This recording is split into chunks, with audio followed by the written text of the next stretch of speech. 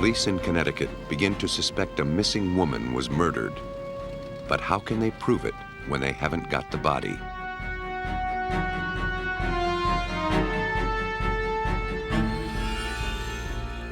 After a 14-year search, a skeleton is found in a well. Is there enough left to determine what happened?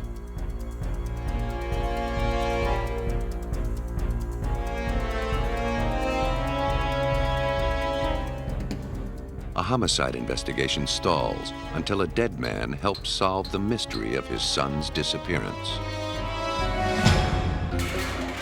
Hiding the victim used to be the key to getting away with murder, but no longer. Even without a body, forensics can tear the fabric of lies and expose the bodies of evidence.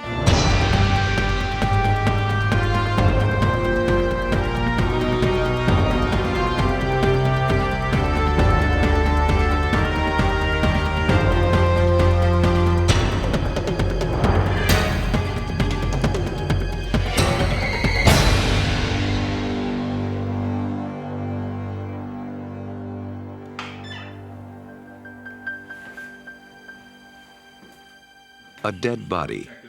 It's usually the first clue in a homicide. But without a victim, how can police catch the killer? Without a victim, how can they prove a murder occurred at all? In December 1986, Connecticut State Police were faced with just such a challenge. Hella Crafts, a 38-year-old flight attendant, had disappeared from her home in quiet Newtown, Connecticut. She left behind her husband Richard and 3 children. Her disappearance came as no surprise to Richard. Hella had recently filed for divorce after discovering he was having an affair. The Crafts' nanny, Marie Thomas, was worried. Her suspicions grew when she noticed stains on the carpet near Hella's side of the bed. She called Hella's best friend, who in turn contacted Hella's lawyer. According to State Police Detective Joseph DeStefano, Hella may have feared for her life. Hella explained to her attorney that if for some reason she disappeared or wasn't around any longer or something wasn't right, and not to take it as being a coincidence, that there was something wrong. And she had asked her attorney, please look into it. That is exactly what had happened. Hella did disappear.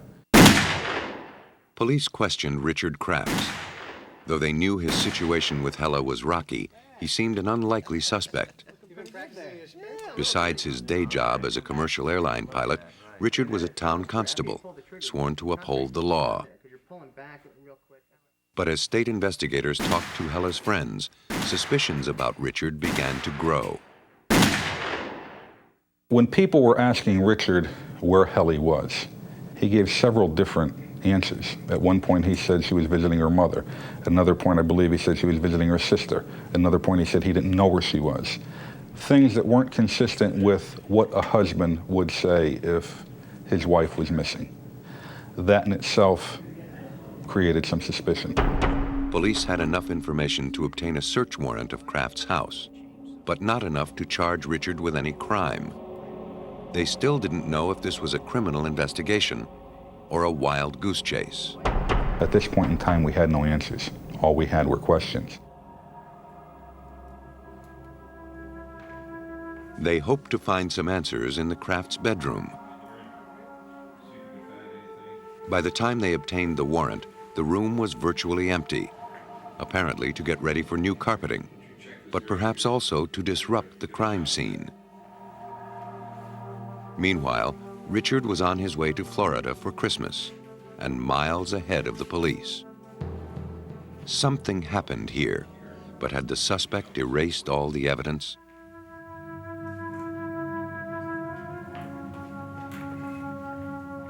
Some of the furniture was discovered in the basement. Before investigators could examine the bedroom, they called in a friend of Hella's to tell them how it was arranged.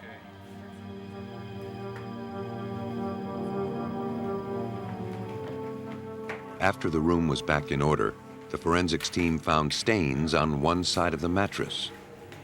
Blood spatter expert Henry Lee was called in to interpret them. The first time when you hit somebody, usually don't produce spatter. You only can create a wound. When the blood starts deposit around the injury area, from the capillary or the vein, now you have pool of blood. The second time you hit it, then you have spatter. Lee was able to determine from the size and distance the stains spread on the mattress that the blood spattered at medium velocity. That told him a little about the weapon. We know it's some blunt object, but I cannot tell you that's a hammer, an axe, or flashlight. Could be any type of this blunt object. One thing Lee and investigators concurred on. They had found the crime scene, and it suggested bloody murder.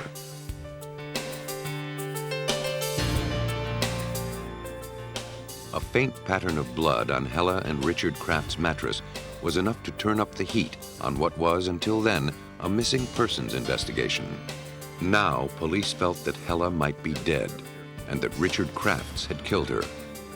But the proof was scant, shaky. They were relying more on instinct than evidence.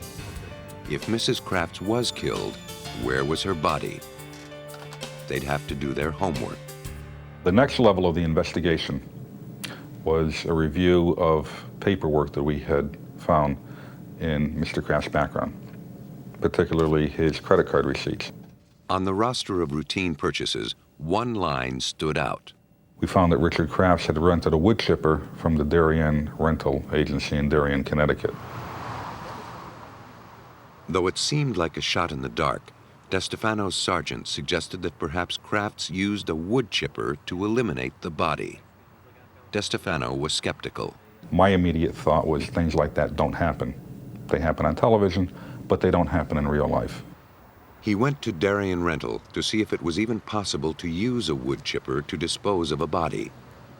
The rental agent showed him the chipper that Richard Krafts rented on November 18th, around the same date Hella Krafts disappeared. Okay, essentially what we have then, we've got all the material being fed in through this end. Right. And it's coming in contact with the cutters on the wheel over here. Yeah, which is spinning. Now, about how thick is that wheel? About 2 inches? 2 inches, yes, sir. And that's solid steel. Yeah, it weighs about 900 pounds. 900 pounds. Those blades, one on either side. So once that wheel gets moving, nothing stops it. No, not at all. The only thing that happens is whatever hits that gets cut. Yeah, you could throw a piece of steel in there, it wouldn't make any difference. It would cut it up.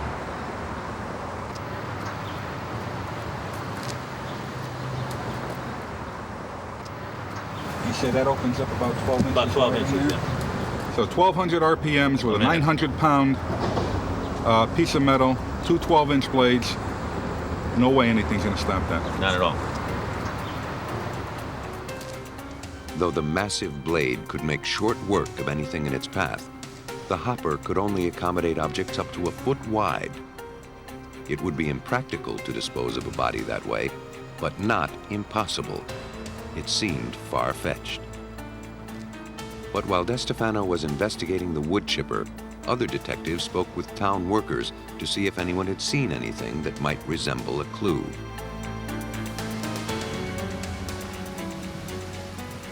A utility worker reported he was out in the early morning of November 19th. He saw someone operating what looked to be a wood chipper on River Road, adjacent to the Housatonic River. That chance observation propelled an otherwise stalled investigation. Attention shifted to River Road. When the investigators got to that location, they did in fact find wood chips on the ground. In exploring the area all the more, they found envelopes with Hella Kraft's return address on them. At this point in time, we had the feeling that we've got something here that's totally out of the ordinary. Investigators gathered 33 bags of debris from the River Road area. The bags were sent to the police station to be poured over piece by piece. Anything that wasn't a wood chip or a leaf was set aside. At first we would find one hair, and not knowing what to do with it, we took a bottle, and we put the one hair in the bottle. We would continue on. We'd find an object that was harder than wood, but softer than stone. So we felt that we'll start another bottle for items such as these. Out of the mulch, a grisly scenario was taking shape. Based on these initial findings, a tent was set up to process evidence on site. Konstantin Karazoulis, the state's chief forensic odontologist, or dental expert, was called in hopes of locating human dental remains. We would collect evidence and bring it into a tent, and we would put it through some water, through a filter, and look for things that were human parts. Circumstantial evidence was piling up. The blood in the bedroom, the wood chipper rental, the unidentified fragments in the wood chips. But there was still no body, and without a body, there was no crime. They needed to find something more definite. Investigators knew they had to turn the case around, or a killer would walk.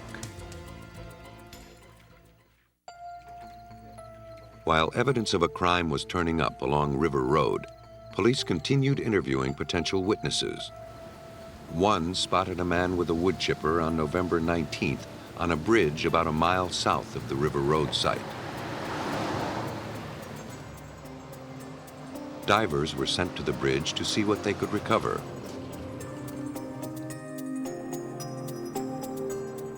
The water under a bridge is the repository of all things broken and discarded. It's a dumping ground for vandals, and a place where unwanted possessions are tossed and forgotten. Most are mundane, but sometimes the unexpected turns up. Dan Lewis was one of the divers. What we were looking for was anything that could have been used as a weapon. We were looking for any type of a container, and certainly any more body fragments. Underneath this bridge, there's many parking meters, road signs, shopping carts, the usual kind of things that you'll find discarded off of a bridge. I mean, something like a chainsaw or a type of weapon will be totally out of place. When they came up with that, we immediately knew that we may have something here that pertained to that case.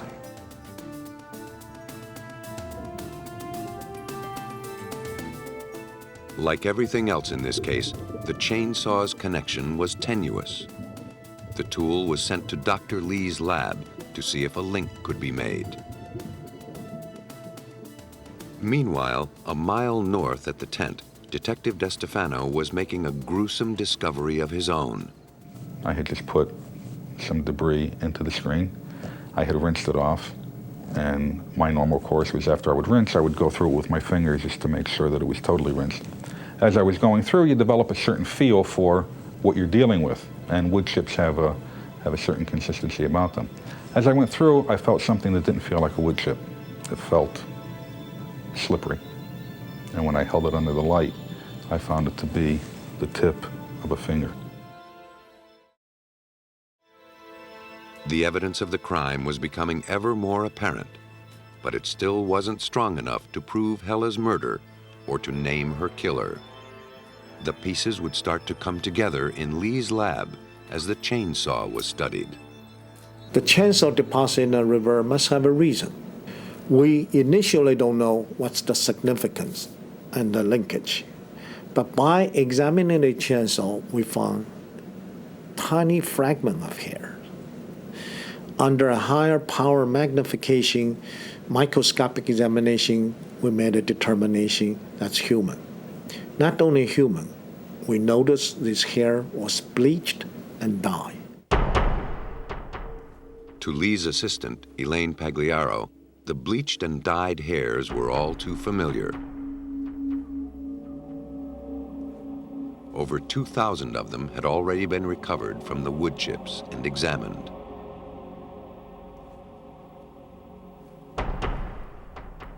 The roots were of something we call paintbrush type. This paintbrush appearance to a root is characteristically found when hair is in tissue, and then that tissue starts to putrefy. and the chemicals from the putrefaction affect the appearance of the hair root. So it ends up looking just like a paintbrush. That's important in an investigation such as the Crafts case, because it indicates that the hair was in tissue and wasn't from a beauty parlor and dumped alongside the road. The hairs were then compared to hair from the victim's hairbrush recovered from the Crafts house. They matched. The chainsaw was then taken apart.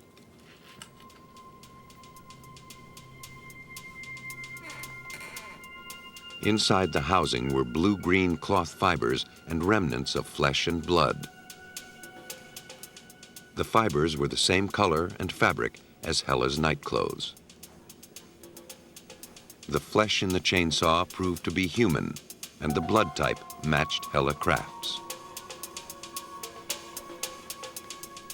Now it was a matter of finding out who the chainsaw belonged to.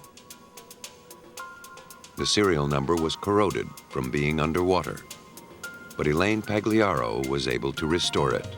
Because of the nature of the way metal is formed, the impression goes through several layers. So even if you scrape off the top layer, if you take away that scraped portion, you should be able to raise up the impressed areas below.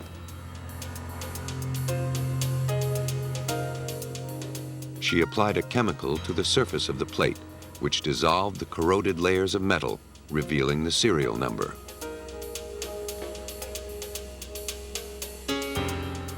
The number is E5921616. All my career, I remember that number. The serial number was traced back to the dealership. The chainsaw had been purchased by Richard Crafts.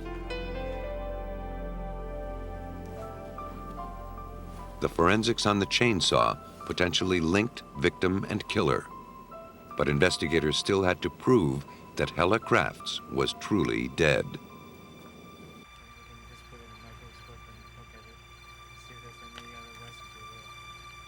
After combing the banks of the River Road site for more than a week, Dr. Karazoulis found the final piece of the puzzle. And as I looked down, I noticed there was an object. And that object turned out to be a human tooth. In forensics, this is the Holy Grail. I knew I had everything that I would need to make an identification of a human being. A comparison with dental records proved the tooth belonged to Hella Crafts. But it suggested more than that. Part of the jawbone was still clinging to the tooth, and part of the root was cut off.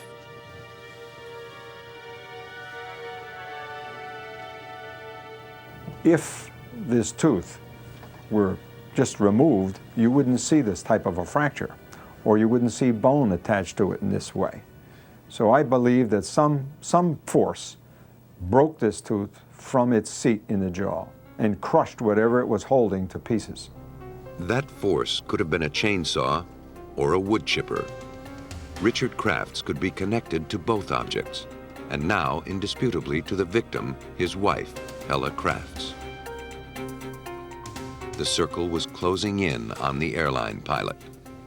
The condition of the tooth, coupled with the hair and skin evidence, was enough to allow the medical examiner to declare Hella Crafts dead, 2 months after she disappeared.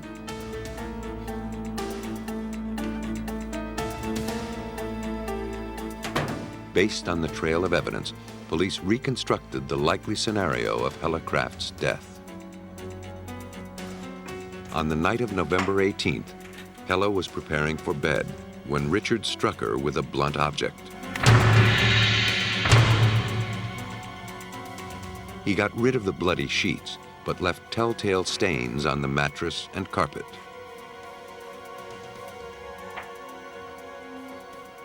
He had already rented the wood chipper, probably for some legitimate purpose.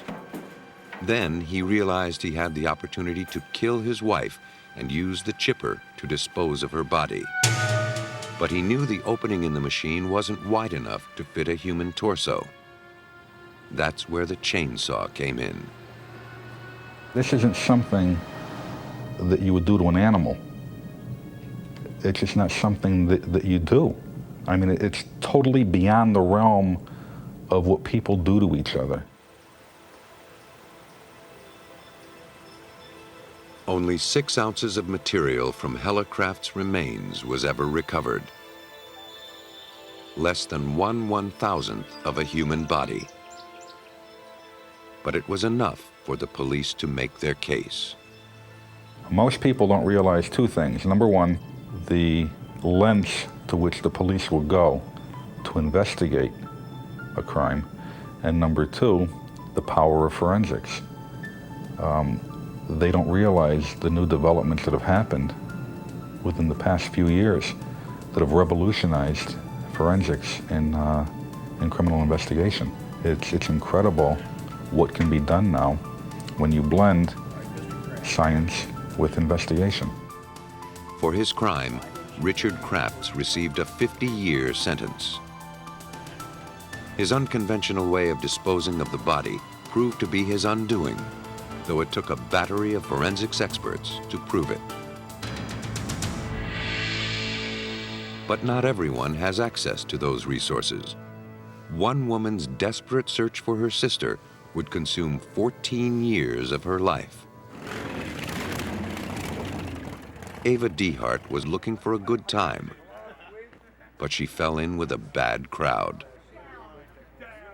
Her circle of friends was a motley group of biker wannabes, a touch of menace in the otherwise sleepy riverside town of Fredericksburg, Virginia in 1982. They hung out at a place called the Joker's Wild, a loose-knit gang with too much time on their hands. Ava's boyfriend was the leader of the group. His name was George Patsalis, but he called himself George Sparta. He was a man who was more feared than respected. Ava had dated him for 8 years. During that time, their relationship grew more abusive. Occasionally, she'd leave him, but never for long. On July 20th, 1982, Ava left her house to go to work at the Joker's Wild. That was the last anyone ever saw of her.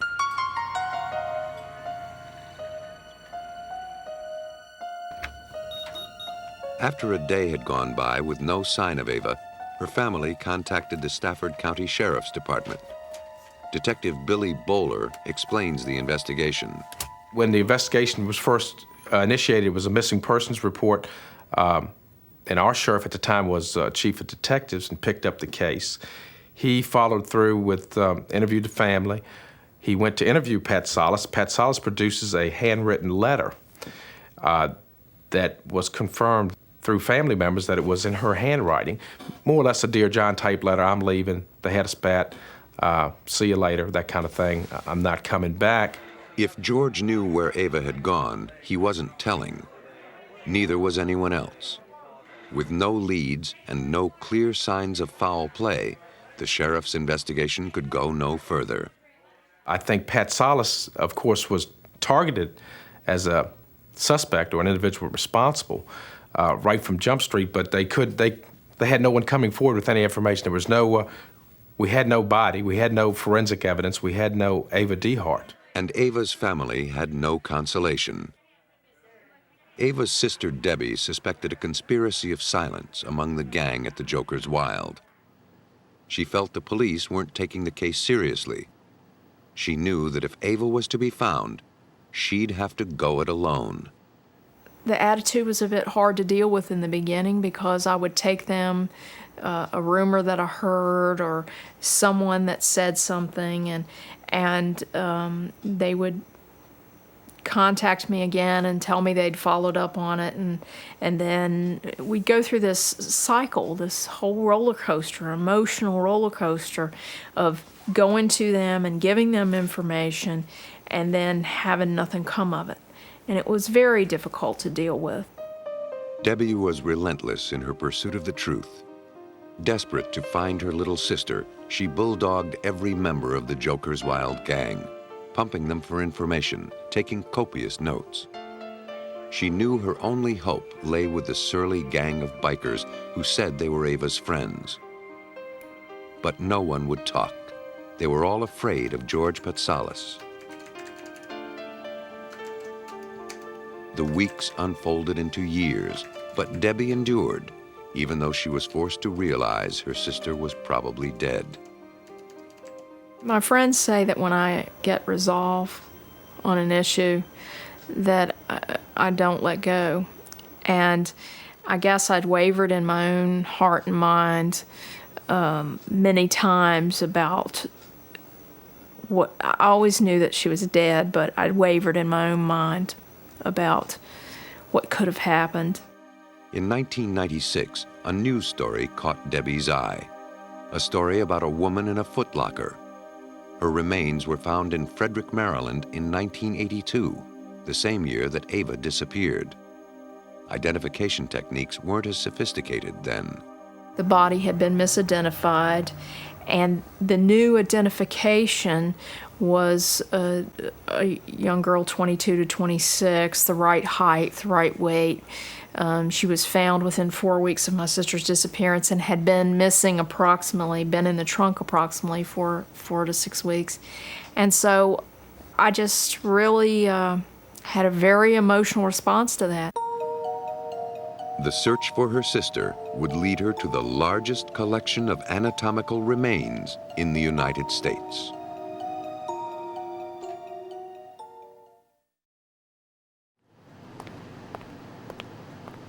In April 1996, renowned forensic authority Doug Owsley of the Smithsonian Institution in Washington applied his expertise to putting a face on the lady in the trunk. Well, that was then printed in the papers, and it turned out that Debbie DeHart, the sister of Ava DeHart, happened to see that in the newspapers, and she thought, could that possibly be Ava? Because Ava had disappeared in 1982. Encouraged by the preliminary description of the lady in the trunk, Debbie acquired Ava's dental records so Owsley could compare them. But sadly, the dental work didn't match. The lady in the trunk was not Ava DeHart. Debbie DeHart's quest showed no sign of ending, but the lady in the trunk provided some unexpected help after all.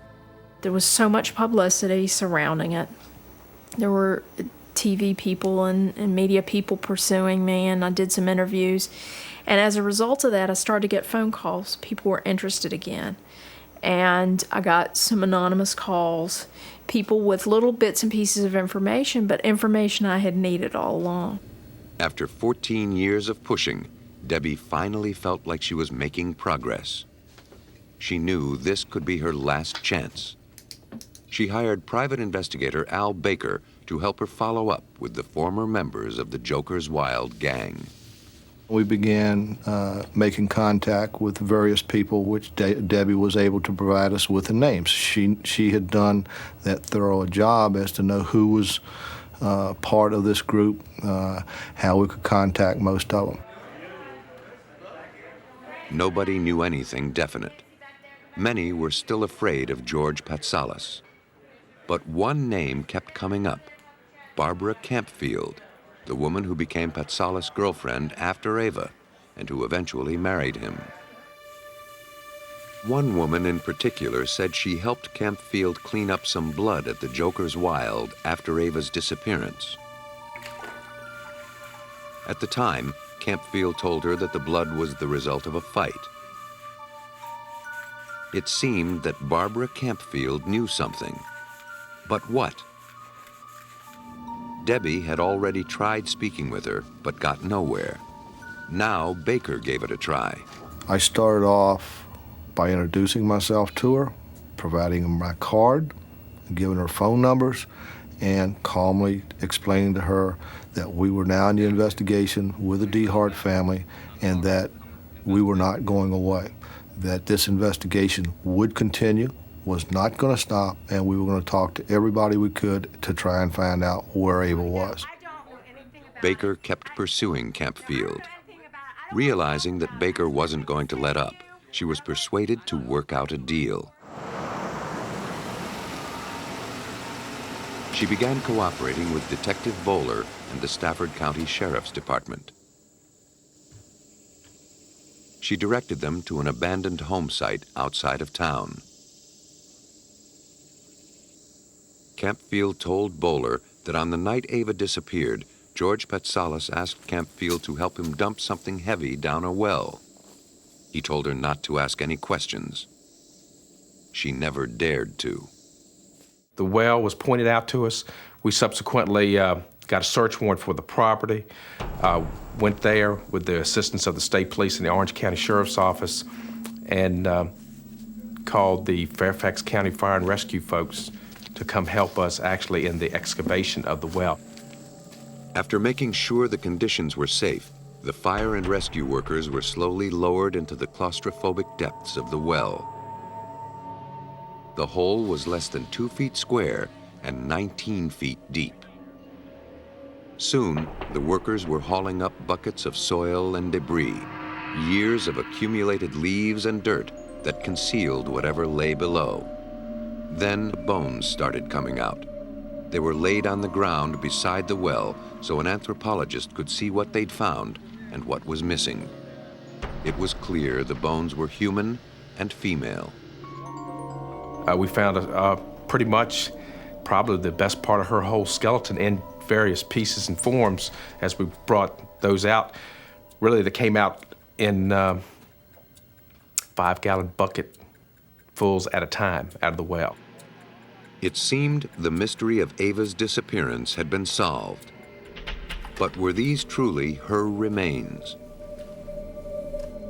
A comparison of the jaw with Ava's dental records confirmed the terrible yet reassuring truth.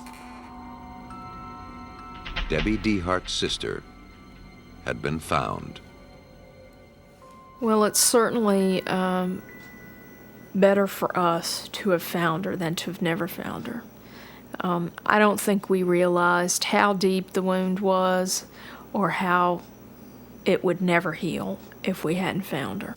For the Deharts, and in the name of justice, Owsley was entrusted with determining how Ava had died.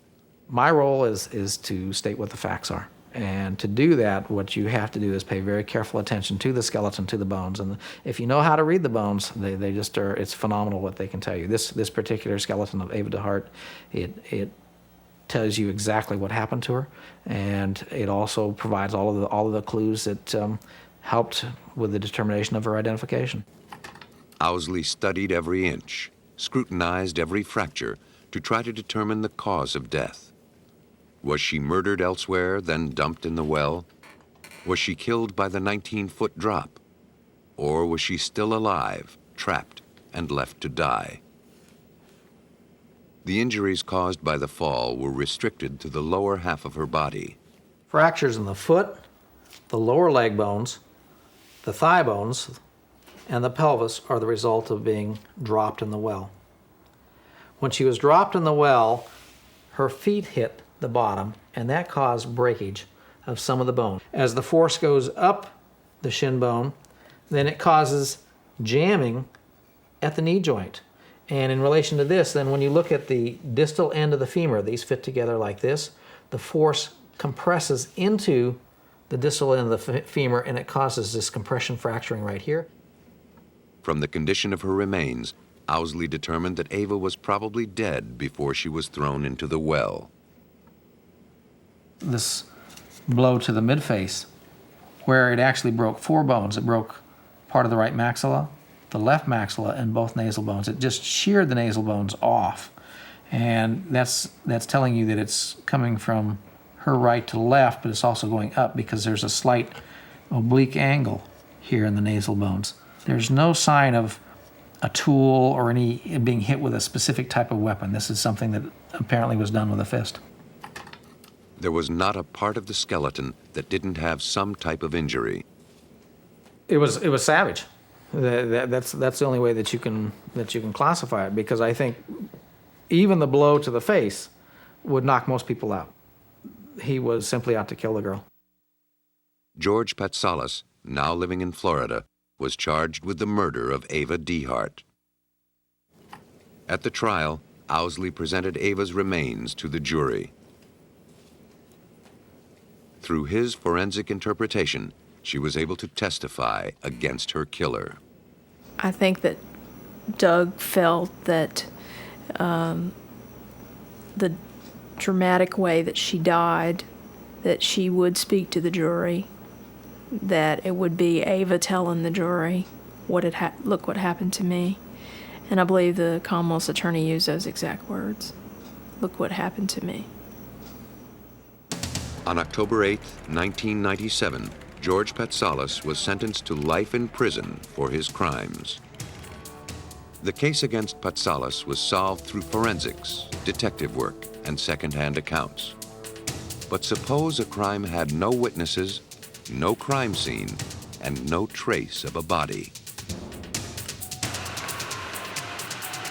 In April 1992, a 13-year-old Chevette was towed into an impoundment lot in Louisville, Kentucky. There, it joined the ranks of other abandoned vehicles, awaiting their date with the crusher. At the time, no one knew it, but this car held a terrible secret.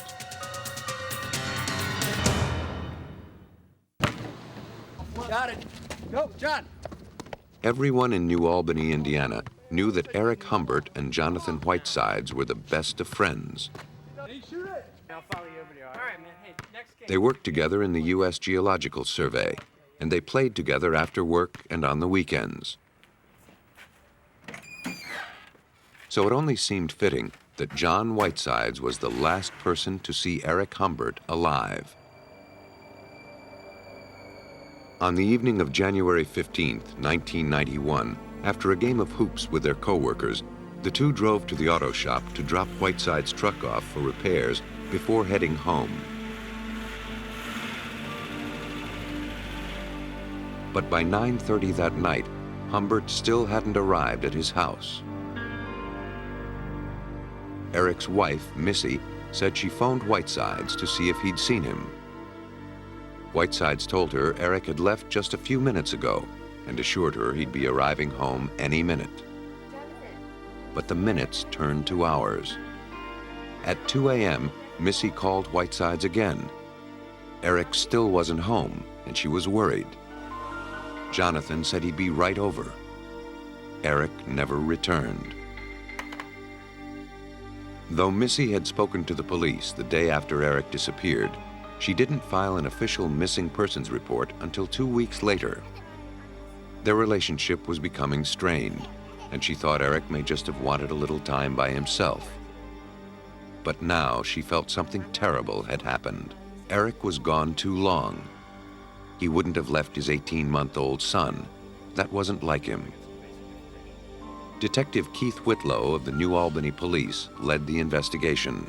We began interviewing co-workers. There was rumors that Eric may have had a girlfriend in another state. We checked with that person, and she hadn't seen Eric. So his disappearance was pretty mysterious to everyone. Not only was he gone, but also was his automobile. There was without a trace. But something of interest did come from interviewing Missy's co-workers.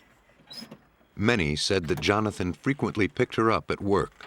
Some claimed that Jonathan and Missy were having an affair. Suspicions centered around Jonathan Whitesides, but there was not the slightest evidence that anything illegal had happened, nothing to link him to any wrongdoing.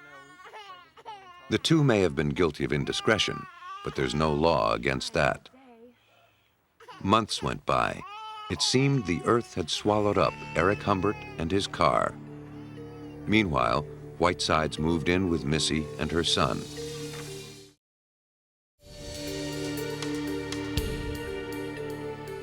Then, in April, 4 months after Eric was reported missing, a white Chevette turned up in a state impoundment lot in Louisville, Kentucky.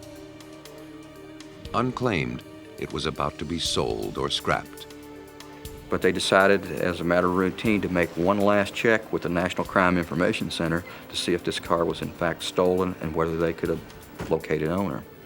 When they did, they got a hit on the car showing that the car was part of a missing persons investigation right across the Ohio River from them in New Albany, Indiana. We were very, very close to losing a very key piece of the puzzle. The car belonged to Eric Humbert. It was stripped of its tags. In the hatchback were traces of blood. Hey, look at that.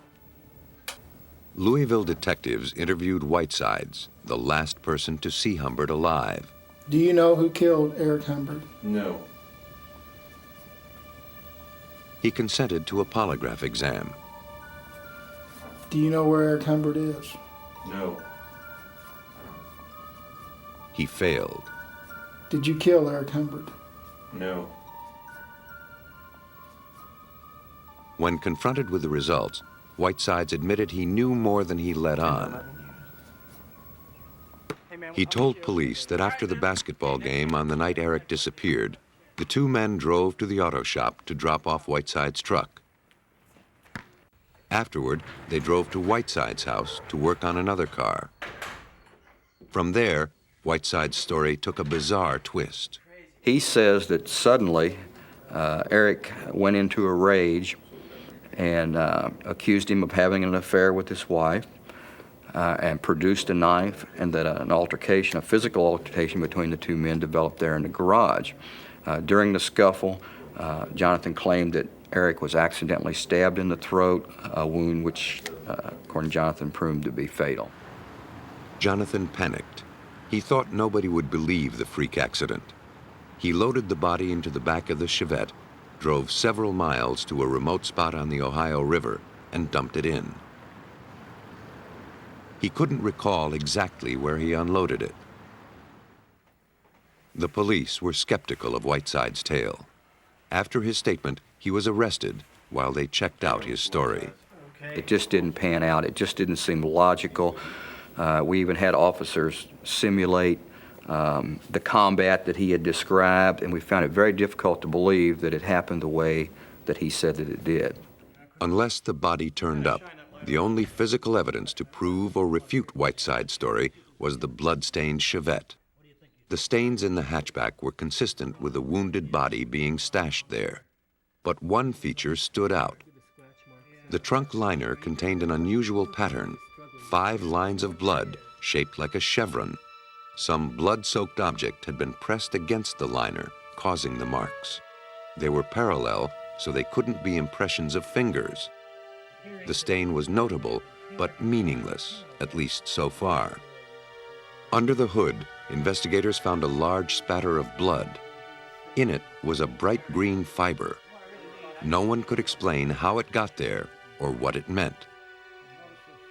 Inside the engine compartment appeared what looked like human tissue. It was sent off for analysis.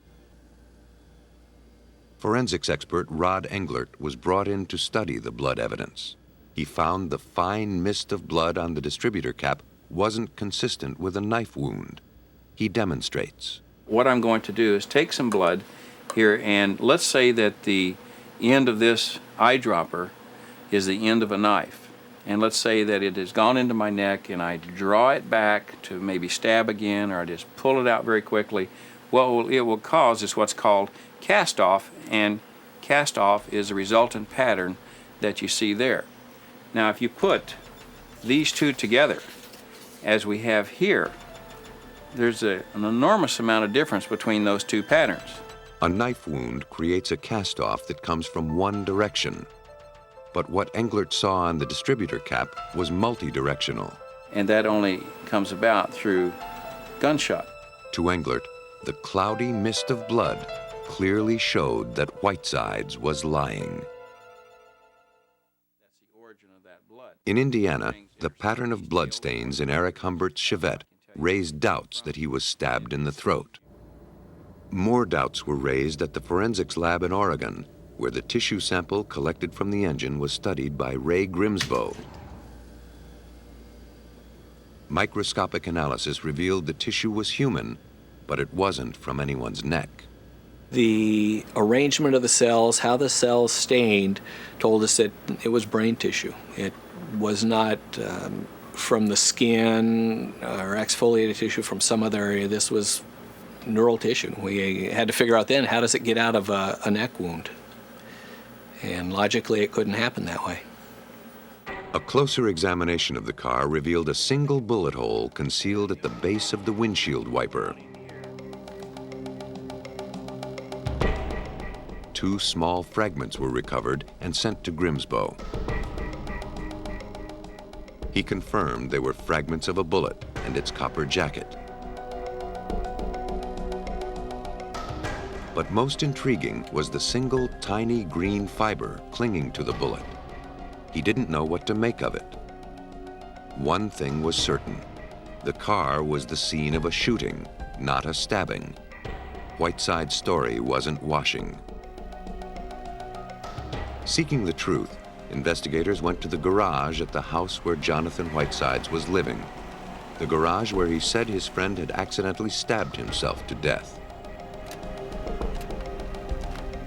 The crime scene was now 4 months old. Would anything be left? At first sight, the garage looked clean. But soon, a 9mm cartridge was found. Days later, a 9mm handgun was retrieved from Whiteside's work van. It seemed Eric Humbert had been shot. The brain tissue and the trajectory of the bullet indicated he was shot in the head. But something was missing. Something didn't seem right. Well, we don't have a lot of blood spatter. Normally when someone gets shot in the head, we have blood and gore everywhere. In this situation, we had very little. So when we were able to identify that tissue, then as coming from brain, basically, the spatter, the bullet fragment, all tended to fit together. This person probably was shot through the head. And the question became, how'd that happen without getting it everywhere? Well, the small green fiber. I think that's when the little light went on in my head that we have green fiber on this bullet. Bingo, that's why we don't have the blood. He had a cap on. The weave pattern of the bloodied watch cap could also have made the chevron-shaped marks in the hatchback. The evidence so far was compelling and consistent, but was it enough to convince a jury the victim was truly Eric Humbert? All attempts to find a body met with failure. Our body turned out to be a small piece of brain matter and some blood splatters. The forensics team performed a DNA test on the blood. Problem was, they had nothing to compare it to. To go forward, they'd have to work backward. Blood relatives share similarities in their DNA. The forensics team counted on this to approximate Eric's genetic profile. To identify Eric Humbert required just a paternity test, basically. We did a family history. We had his mother, his 2 living siblings, and his son and his wife. And so we typed them with DNA, and we took the unknown blood and the tissue from the scene, typed it. To assure that the evidence wasn't contaminated, the DNA was tested simultaneously at 2 separate labs. The results were consistent, but investigators were still not satisfied. The forensics team needed to get DNA from both of Humbert's parents to be sure their findings were precise and irrefutable.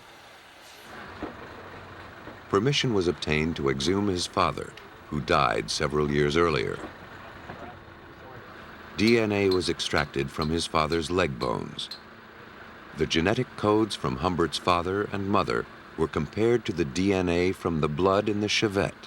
We were able to show that, beyond any reasonable doubt, that this would have been consistent with a son of those 2 people.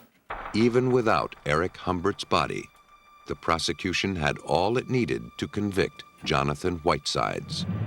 The prosecution alleged that on the last evening of Eric Humbert's life, he went to Jonathan Whitesides' house to help him fix his car. He may have suspected that his best friend was having an affair with his wife, but he couldn't have known how much his best friend wanted him out of the way. While Humbert leaned over his own car to show Whitesides how he'd made a similar repair in his Chevette, Whitesides pulled out a 9mm pistol and shot his friend execution style at point-blank range. He then loaded the body into the back of the car, disposed of it, and abandoned the vehicle. He thought that by eliminating the body, he'd eliminated all the evidence. He was wrong. Whenever a criminal enters or leaves a crime scene, he always leaves something there. He always takes something with him. And I think that's very, very true. It's just today we are much more capable of finding those things that they take and leave than maybe we were just 10 years ago. The jury deliberated only 45 minutes before finding Jonathan Whitesides guilty of murder. He was sentenced to 50 years in prison. As for Eric Humbert, so far, his body hasn't been found.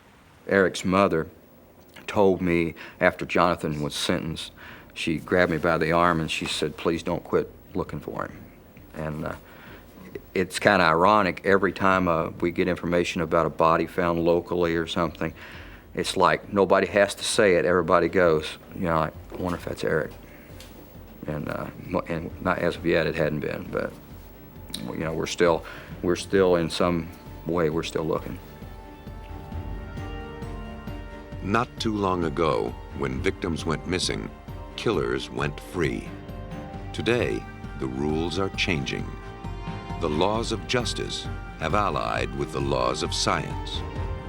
And even if the victim can't be found, chances are the killer will be.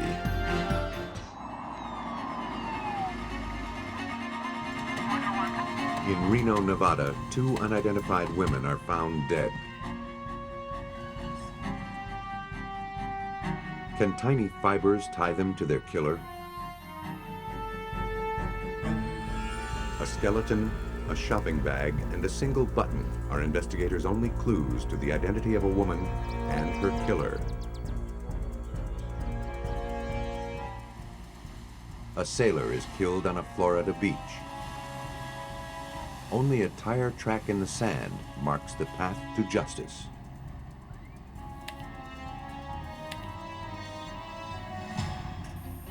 The clues to murder often elude the naked eye. But no killer can escape the telltale traces of guilt.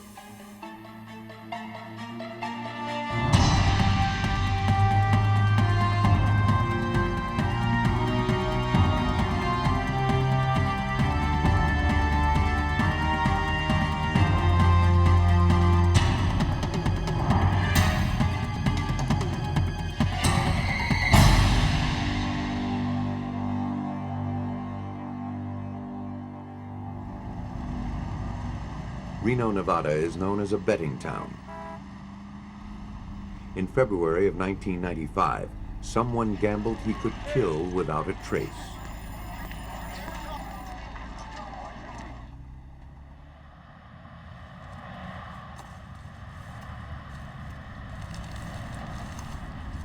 A transient man was searching a dumpster for things he could sell when he made a gruesome discovery.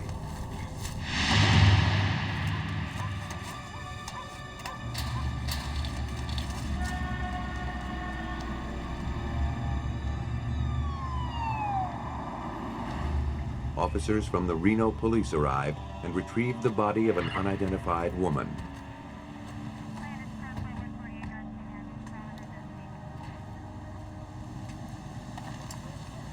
It was almost completely camouflaged among the debris.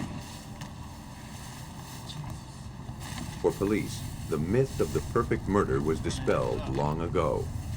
Today, forensic science can win convictions from the most minute clues. But in this case, the killer seemed almost to be playing the odds.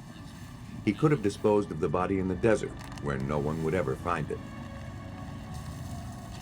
Instead, he crafted an elaborate parcel, conspicuous because of its size, and hoped the dumpster would be empty before it was found. The complexity of the shroud was disturbing. The victim had been slipped into several large plastic garbage bags, which had then been carefully sewn inside a sleeping bag. The bundle was then wrapped in yellow plastic and tied with rope. The initial examination of the remains was made by the lead investigator, Detective David Jenkins. That degree of packaging was unusual because of its complexity, and immediately suggested that there had been a lot of preparation and a lot of time involved in the packaging of the body. And that's uncommon in most body disposals. Right away, this elaborate wrapping gave police several important clues. The killer needed time to encase the victim like a modern mummy. And he needed a very private laboratory where he could do his grim work. To identify the body, detectives reviewed recent missing person reports. One case stood out. With family photographs and fingerprints, police confirmed that the victim was Catherine Powell. She had disappeared the Friday before the body was discovered. Her disappearance was first reported that next Monday, 2 days later, when she failed to show up to work. Miss Powell was an elementary school teacher, a very popular teacher. She was loved by her students and the other staff.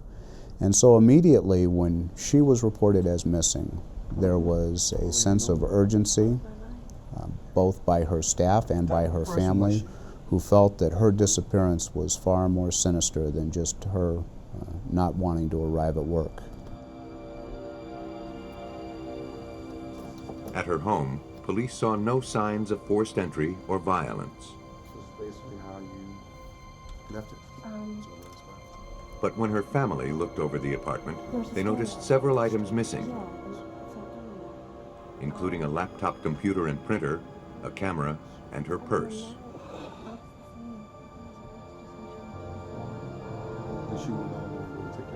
Yeah, she's she could tell. While detectives combed her apartment, forensics investigators pored over the evidence from the dumpster. If the wrappings held a clue to the killer's identity, investigators couldn't find it.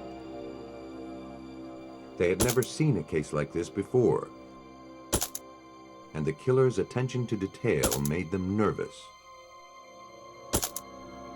Investigators focused on the remains. The ropes and wrappings were preserved for later analysis. Police were not even sure how the victim had died. There was no indication of fatal trauma on the body. Forensic science would have to tell the story. And for an expert eye, there were many trace clues to read. The Washoe County Sheriff's Forensics Lab assigned the case to investigator Rich Berger. I don't really recall having attended an autopsy where there was such a profusion of trace evidence potential on a person's body. There was apparent a number of blue-green strings and tufts of material located basically from head to toe. Besides the fibers, Berger found a single metal shaving tangled in the victim's hair. None of these traces matched the fibers or samples gathered at the victim's apartment. Police suspected they were linked to the killer. The victim's body also bore telltale bruises. It appeared that she had been bound, gagged, and possibly tortured. The injuries suggested the killer was male. But new information suggested he hadn't worked alone. While forensic pathologists continued to gather the minute physical evidence, Detective Jenkins studied Powell's credit card records. Any recent charges might shed light on where she had been.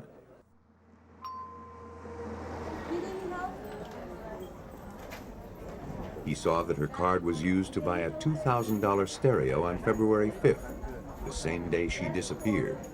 Exotic looking. Yeah, she was kind of exotic. The clerk said he'd chatted with the woman who bought the stereo. She had claimed to be Powell. They identified themselves as Miss Powell. They were making a purchase to give to their daughter during a wedding. We were aware, having spoken with Miss Powell's family, that Miss Powell had no children. The clerk told police this woman did not fit the victim's description. He also recalled a crucial detail. the kind of truck the woman drove. Remember anything? Detectives traced it to its owner, a cable television installer named David Middleton. That break allowed us to focus our investigative efforts specifically on an individual rather than just the overall circumstances involving her disappearance and the use of her credit cards. Police interviewed David Middleton about Catherine Powell. Though he had recently installed cable service in her home, he said they had talked only briefly. Do you know a lady by the name of Catherine Powell? He claimed ignorance about her disappearance and murder. He knew nothing about her credit cards. What's your profession? What do you do for them? But a background check revealed that Middleton was a convicted felon and a former police officer.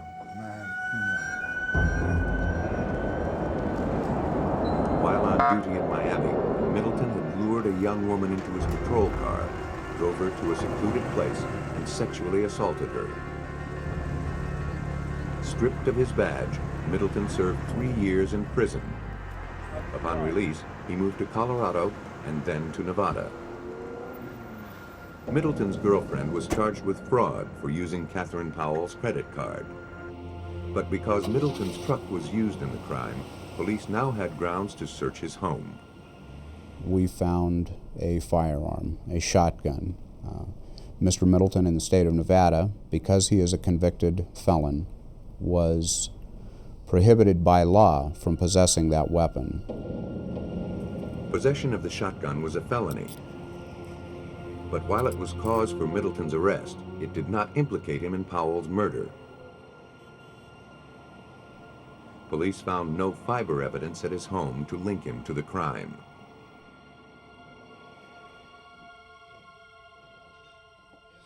Middleton was interrogated again. This time he changed his story. Now he admitted to beginning a sexual relationship with Catherine Powell. He said that he had been with her one night, then left for an hour. When he returned, she was dead. He refused to offer any more information. Middleton was now a prime suspect in Catherine's murder. But investigators had not a scrap of real evidence to link him to the crime. At the Washoe County Forensic Science Lab in Reno, the fibers found clinging to Catherine Powell's body were leading investigators nowhere. Desperate for clues, they re-examined the bruises on the victim's body. Right away, they focused on one in particular. It had an unusual crescent shape. Suspecting it was a bite mark, Detective Jenkins sought the help of forensic odontologist Raymond Rawson. Well, I saw just a few pictures of a body that had been autopsied, and there was a bruise on the left chest area, just almost to the armpit. It was a bruise that stood out from anything else on the body, so and it had the characteristics of a bite mark. Hoping this mark would lead them to the suspect, X-rays and plaster impressions were taken of Middleton's teeth and sent to Dr. Rawson. He wondered how hard a person would need to bite in order to leave a bruise like the one found on the victim. And if you see that, it leaves an indentation. Now, there's no bruising, and we found that you have to actually bite so hard that you can't stand it to create a bruise. So when we see a bruise on the skin, we know that there were at least 200 pounds pressure, and that wasn't a willing situation. Somebody would cry out in pain. Next, Dr. Rawson compared Middleton's bite pattern with the bruise on the victim's body. He placed the X-ray of the biting edges over a photograph of the bite mark. The details of the X-ray matched the bruise. We had one tooth that had a wear pattern on it, and that wear pattern was shown in the bruise. So it was a very good match. The bite mark confirmed that Middleton was with Powell near the time of her death. A bruise this severe was no playful love bite. But neither was it evidence of murder. Police needed more concrete evidence. As news of the case spread, an anonymous informant called the police with a potential clue. Middleton had rented a large storage unit in nearby Sparks, Nevada. A search warrant was immediately served there. That information was significant because for the first time we were able to locate a specific location where the kinds of activities involving the packaging of the body and the keeping of a body could have occurred. A storage unit would make a perfect workshop for a killer.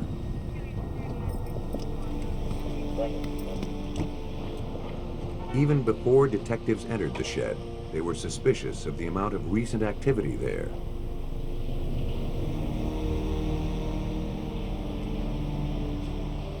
The entry records, obtained by Deputy District Attorney Tom Deloria, showed how often Middleton visited the unit. Well, we know from the gate entries, which was computerized at the storage facility, that Dave Middleton made numerous entries into that storage unit the Friday evening that Kathy Powell was abducted from her residence, Saturday, again Sunday, again Monday, again last entry being Tuesday morning.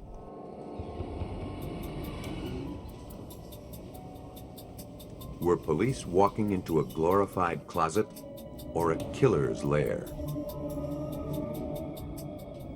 They knew their case against Middleton hinged on what they found here. At first, the shed was unremarkable, crammed with personal property. And anywhere else, the duct tape and coils of rope would have seemed harmless.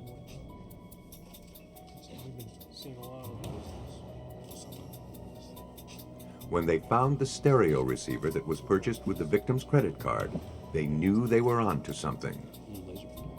Then they found the items missing from the victim's home. But police already knew Middleton had been to her apartment. Evidence of burglary does not prove murder. The handcuffs were perhaps a souvenir of Middleton's police days. But the scraps of women's underwear and a stun gun were not so easy to explain away, especially in light of what they found next. A refrigerator lay on its back. The freezer's bottom had been cut away, and small, jagged air holes had been drilled into the sides. It had been modified, apparently to hold a human body.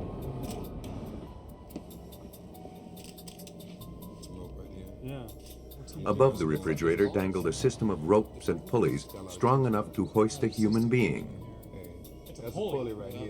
The detectives could only begin to imagine what perversions were acted out here. This was a torture chamber, simply put. The refrigerator, having been placed on its back, almost suggested a coffin. But did Middleton's depravity go as far as murder? Investigators still had to link him to the victim. In the refrigerator, they saw small blue-green fibers and human hair. As clues, they provided a glimmer of hope in a room full of horror. The refrigerator was brought back to the crime lab, where Rich Berger analyzed the fibers. To him, the threads in the refrigerator appeared to match those found on Powell's body, and genetic markers from the hair were consistent with the victim's. The fibers from Powell's body were 100% cotton of a blue-green color, and that similarly those from the refrigerator were composed of 100% cotton and the same color. and that also the metal fragment from Catherine Powell's hair matched the metal and paint that went into the makeup of the freezer compartment of the refrigerator. The metal shaving found in the victim's hair matched the metal from the crude air holes. Investigators found the link they were looking for. The trace evidence proved that the victim was in David Middleton's storage unit. Detectives now formed a theory of how she died. The air holes were simply inadequate to keep her alive. She had suffocated. While investigators were grappling with the monstrous acts of David Middleton, they learned that Powell may not have been his only victim.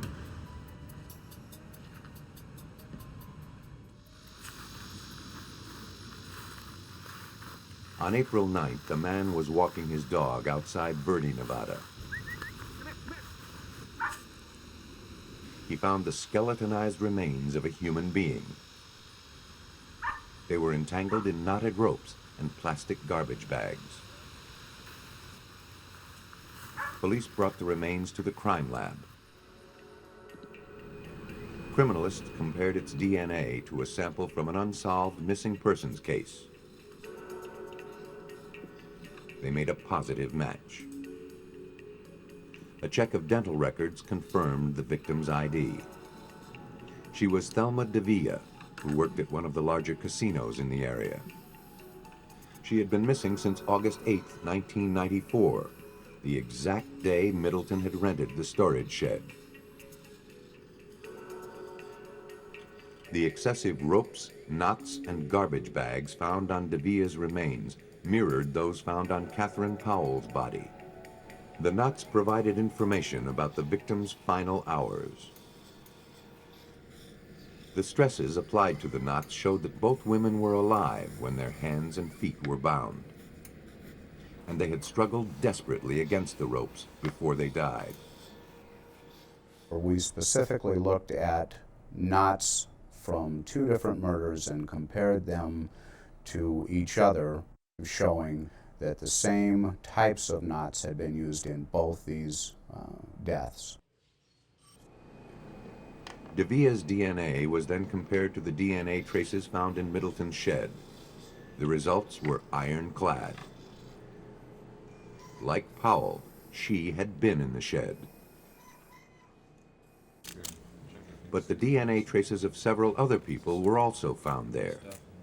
If David Middleton was a serial killer, Powell and DeVilla were the only victims ever found.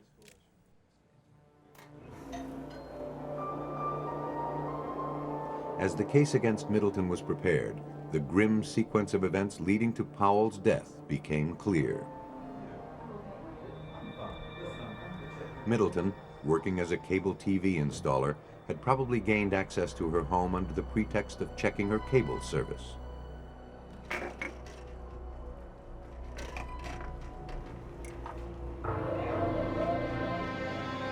He then subdued her and took her to his storage shed.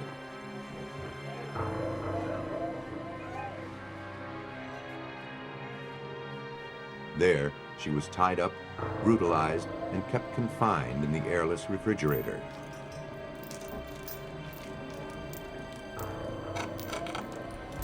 Sometime during this torture, she died.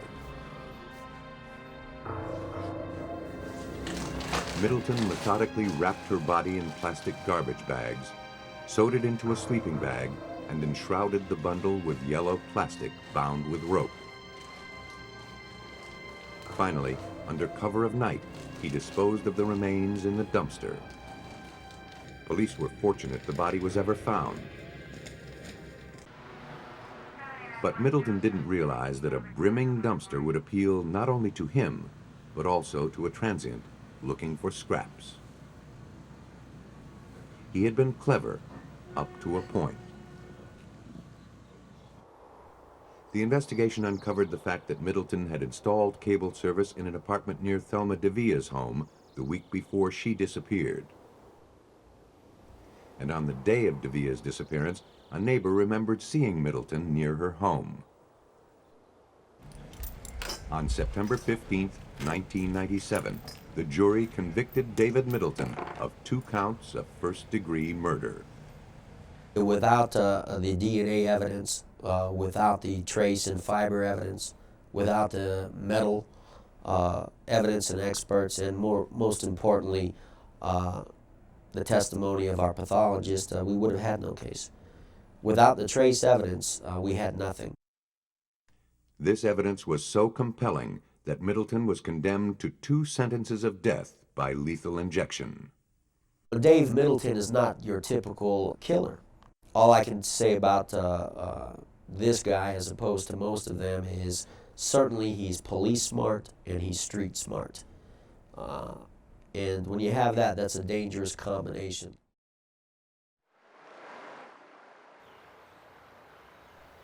Whether murder is committed in an urban jungle or far out in the countryside, some trace of the deed will be left to tell the tale. March 22nd, 1988. Deep in a forest south of St. Louis, there began one of the most baffling cases ever encountered by the Missouri State Highway Patrol. And try to determine whether it's an Indian grave or it's a fresh grave, or it appears that it's been here for some time. The case concerned fragments of a human skeleton. Was this an innocent, ancient death, or the victim of some monstrous modern crime? It would take some of the most specialized skills in forensic science to decide. 16 feet. Sergeants Don Bazzelli, William Conway, and D.W. Kreitz were among the first on the scene. I received a phone call from the ranger at the Boy Scout camp who advised me that he had discovered some skeletal remains. I went to the scout camp and he directed me to the graveside. The investigation had its origins 4 months earlier. Raimo Pitkänen, a surveyor from Finland and former Eagle Scout, had been hired to make a map of the SF Boy Scout ranch. On November 2nd, 1987, he made an unwelcome discovery. Frightened of becoming involved, Pitkänen told no one what he found until just before his return to Finland. Well, Interpol had the Finnish authorities contact the gentleman in Helsinki and conducted an interview with him, which was sent to us in Finnish, after which we had to have translated. For nearly a week, investigators combed the site. Pickings were thin, a skull and lower jaw, a few strands of dark hair, and an assortment of bones, some scattered several hundred feet from the grave. Many showed tooth marks, signs they had been chewed by animals. It's a very shallow grave. The bones, doesn't look like we're going to have many bones in it. We're finding on the outer perimeter a couple of bones that may belong to what we've got here. We're going to have to look into it. It's not much to go on right now. But as the investigation continued, clues slowly began to emerge, including a plastic shopping bag. We first thought that they could have been an Indian burial site, but then when we excavated the grave, finding the service merchandise bag and determining that it was probably from 1979 to 1985, finding that down in the grave really helped us. There was another clue, one which would eventually narrow down the identity of the victim, a single metal button. Stamped across its face was a logo, Texwood. The next few weeks were frustrating for Conway and his colleagues. Preliminary investigations suggested the remains came from a young woman, perhaps 25 to 30 years of age, the mother of 2 or more children. Surely someone had reported her missing. Well, the victim was first identified as a Caucasian female, and we started checking missing person reports on Caucasian females, and there were quite a few that fit the approximate age and size and weight of what we had. In fact, this victim should have been especially easy to identify. She had perfect teeth. The skull and the remaining teeth indicated no dental work and no cavities, which is very rare in our society, and we were able to eliminate a number of the suspected missing persons that we were investigating. Soon, the investigators had eliminated all the missing persons from Missouri and from a half-dozen surrounding states. The skeleton in the woods was not a missing person.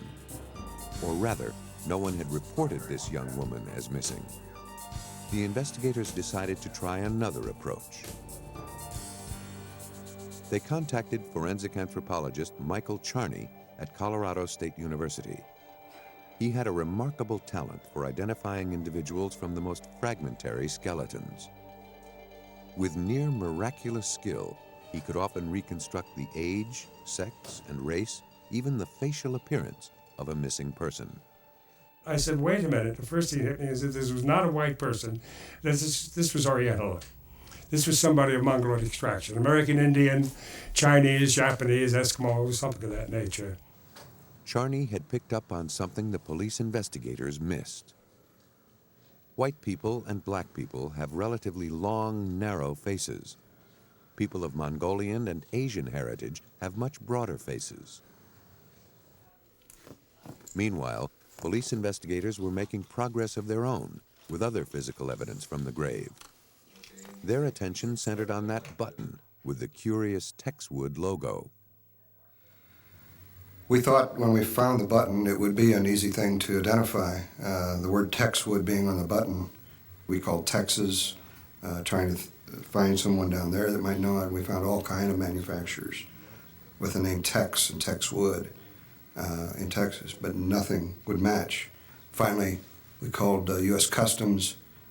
Within a couple hours, got a call back to contact an agent in New York who put me in touch with the representative of Texwood, who they manufacture the jeans, the blue jeans, in Hong Kong, and they're called the Levi of the Orient.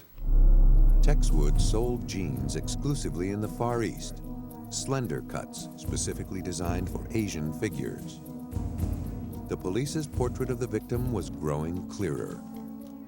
More important, it matched the picture given by Michael Charney, a slim woman, Asian, in her mid or late 20s, a mother of 2 or more children.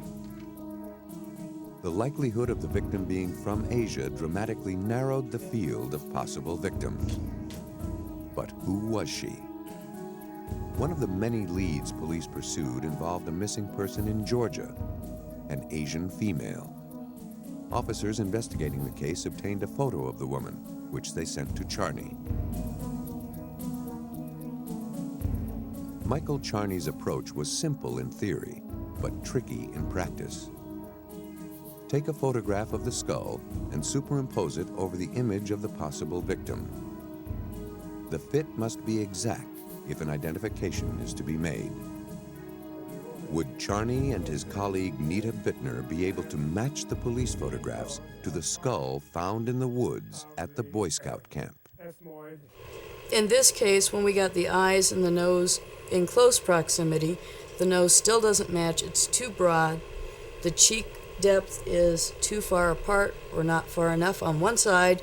The teeth are a mismatch and the chin is still out of place.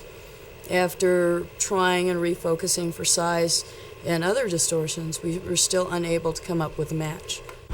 By now, every attempt to identify the victim had failed. Charney had one last suggestion: recreate the woman's face. The reconstruction of a face from a skull is among the most specialized and most spectacular skills in a forensic anthropologist's arsenal. It begins with mathematical precision. A collection of round rubber pegs of varying lengths glued to a plaster cast of the skull. And there's another one that goes right The pegs are landmarks, each identifying the thickness of soft tissue at particular points on the face. Next, the pegs are connected with strips of modeling clay. Bit by bit, humanity returns. Plastic eyes are placed in the sockets, and the skull comes to life. Careful modeling perhaps dabbing with a damp sponge, gives the texture of skin. Paint, a black wig, will complete the transformation. For the first time, we can glimpse the victim face to face. In doing a facial reconstruction, it's not as important that it's absolutely accurate, but that it gives a glimpse of who the person was to somebody out there who will hopefully recognize it. When we do our facial reconstructions, it's generally a last-ditch attempt. Now, would anyone recognize the face rebuilt by Michael Charney's team? August 24th, a photograph of the reconstructed face appeared in the St. Louis Post-Dispatch. 3 days later, 2 informants claimed that the photo looked like their friend, Bunchi Nyhouse. A mother of 2, she was a native of Thailand. They had not seen her since late 1983. Bunchi had a husband, Richard Nyhouse, an ex-GI whom she had met in Bangkok during the Vietnam War. When we first talked to Mr. Nyhouse, he appeared to be an upstanding citizen. He maintained a nice house by himself, clean, very upstanding citizen in a nice neighborhood. He was gainfully employed, full-time. He was raising 2 sons on his own. They attended church, were very good students. Nyhouse had a ready explanation for his wife's absence. In December 1983, he and Bunchi had a series of bitter arguments. She had insisted on leaving him and their 2 sons and returning to Bangkok. It was a story the officers didn't entirely believe. The way to resolve the matter was to eliminate Bunchi as the victim in the forest grave. He was very cooperative. He provided me photos out of their photo album of his wife that we could use if we needed to in the investigation. The photograph was not ideal, but Michael Charney did his best. Like any photograph at an angle would be, you have to get it in the same 2 planes exactly, you see. Despite the difficulties of matching the position of face and skull, in the end, Michael Charney had no doubt that this was Bunchi. We first received word from our lab that Dr. Charney had matched the photographs of Bunchi Nyhouse to the remains that we had recovered. And at that time, the case took on a whole new outlook. We now knew who our victim was, and we also had a good suspect to start with in Mr. Nyhouse. The investigators quickly uncovered a series of incriminating facts. Richard Nyhouse and his wife frequently had noisy arguments.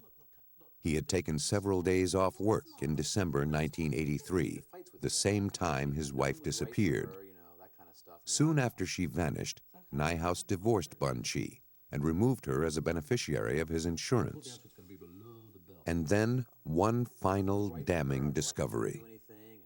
We ultimately discovered that he was a Boy Scout leader, which then tied right into the fact that her remains were found in a Boy Scout camp. He had been actively involved with Boy Scouts with his children for many years. By now, Richard Nyhouse was the primary suspect. The investigators decided to invite him in for further questioning. They chose their moment with care. A weekend when Nyhouse was camping at the SF Ranch, not far from where his wife's body had been hidden. The officers informed Nyhouse the remains they had recovered had been identified as those of his wife. Nyhouse admitted he had pushed his wife, who had fallen and hurt her head.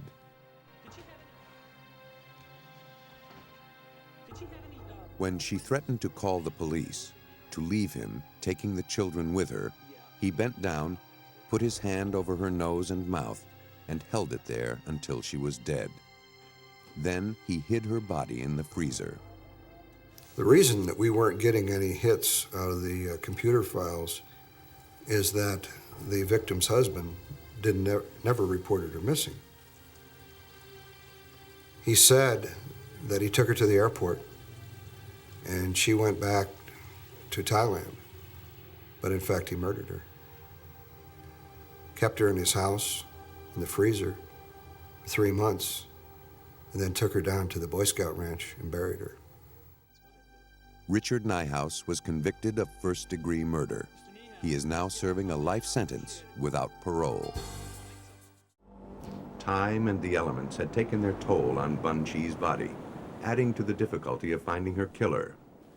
But even just a few hours can make the difference between solving a case and losing the trail forever.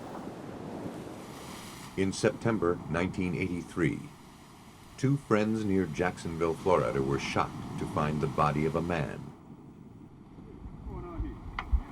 He lay on his side at the foot of a sand dune. His head showed severe wounds.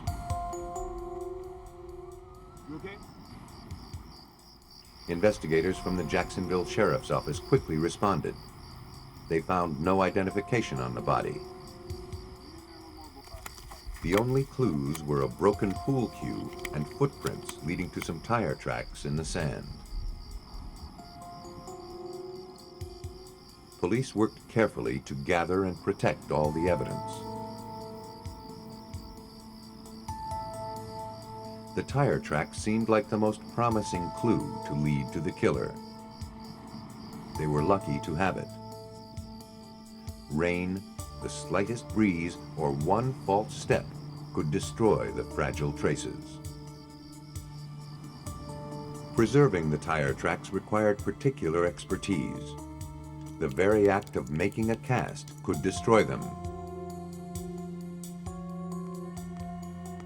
Police called the Jacksonville Regional Crime Laboratory and forensic criminalist Ernest Ham. So the crime scene was processed with these tracks in mind. The footwear tracks and the tire tracks were photographed. Then we want to make a plaster cast, because a plaster cast will give us a true representation, a three-dimensional representation of the object that made it. Care in the pouring was crucial in order to prevent the weight of the plaster from destroying the print.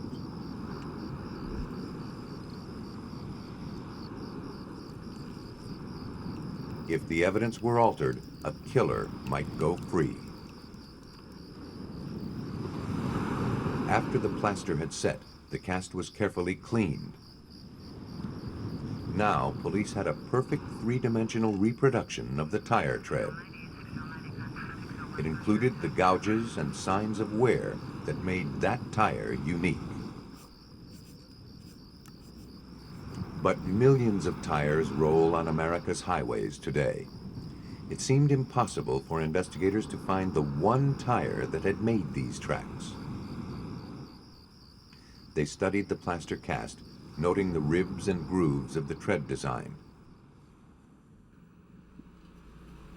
Despite the odds of finding the tire, it offered investigators their best chance to catch the killer. Matching the track with a tire on a suspect's car would be as conclusive in court as a fingerprint.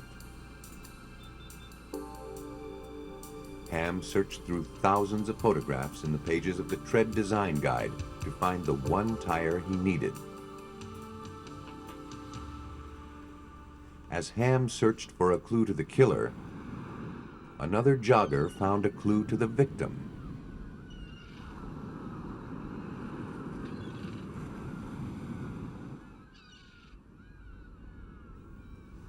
The wallet belonged to a 21-year-old sailor serving on a ship docked at the Mayport Naval Air Station in Jacksonville. An officer from the ship was called to the morgue. He confirmed that the victim was Jeffrey Michael Russell. An autopsy was performed on the victim's remains. He had been beaten, probably with the pool cue found at the scene. It bore no usable fingerprints. He had then been shot once in the head from less than 2 feet away. The pathologist recovered a .357 caliber bullet from the victim's brain.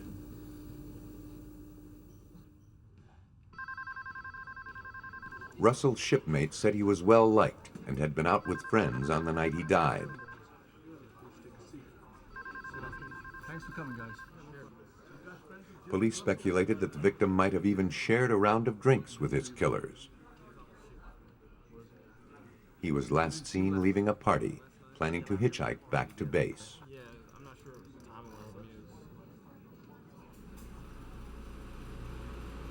While the police traced the victim's movements, Ham continued his arduous, time-intensive search of the tread guide.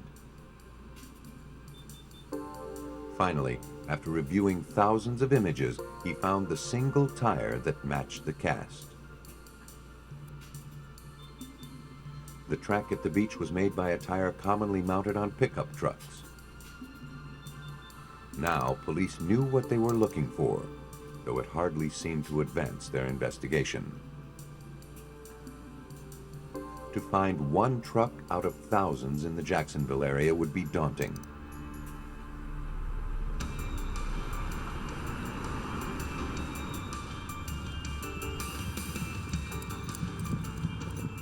But then police got a lucky break that saved them hundreds of hours.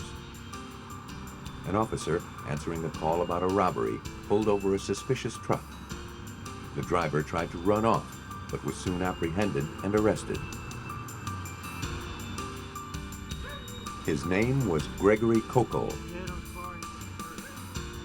Police inspected his truck. They found a gun under the seat.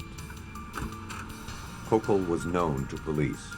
He was a suspect in a murder case several years before, though never charged. But his name had come up even more recently. Police had just received an anonymous tip that Kokel had bragged of robbing and killing a man on the beach. The gun retrieved from the truck, a .357 revolver, was the same caliber used to kill Russell. The officer then noticed that the tires seemed to resemble the ones involved in Russell's murder. Until now, solving the case had seemed like a long shot. Now, police had the prime suspect and possibly all the evidence to convict him.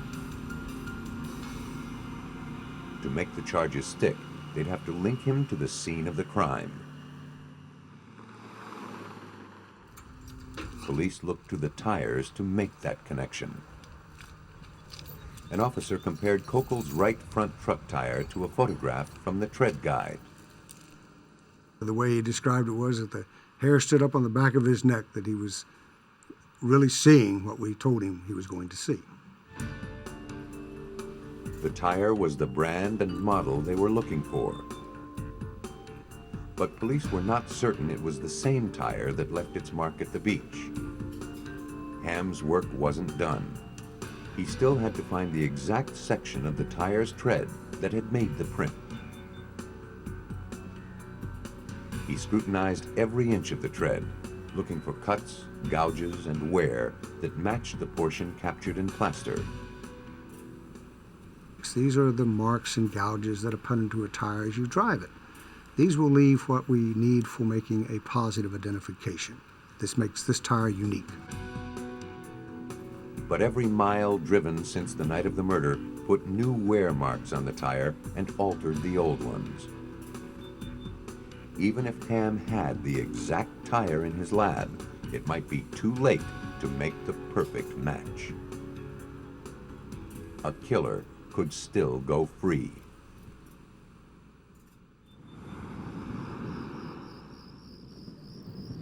Jacksonville police were building a murder case on a foundation of sand. Now they needed harder evidence. After careful analysis, investigators found marks in Gregory Kokel's tire that matched the casting made at the crime scene. But police needed to prove that Kokel himself was there.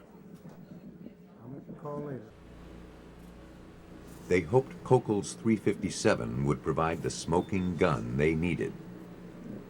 If this was the exact gun that fired the fatal bullet, investigators had to prove that Kokel pulled the trigger. Ham performed 3 tests designed to link the gun with the crime. Our first examination will be a visual examination, because we want to see if there's any other sort of trace matter on the weapon before we subject it to some sort of processing techniques, such as, in this case, because it's a head wound, if it was a close head wound, we could possibly have tissue blowback into the weapons. But this test was a dead end. No tissue or blood was found on the gun.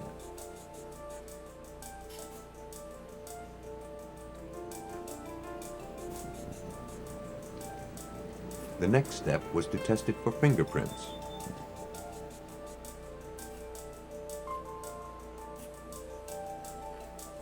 The gun was sealed in a glass cabinet and exposed to fumes of cyanoacrylate ester, or common superglue.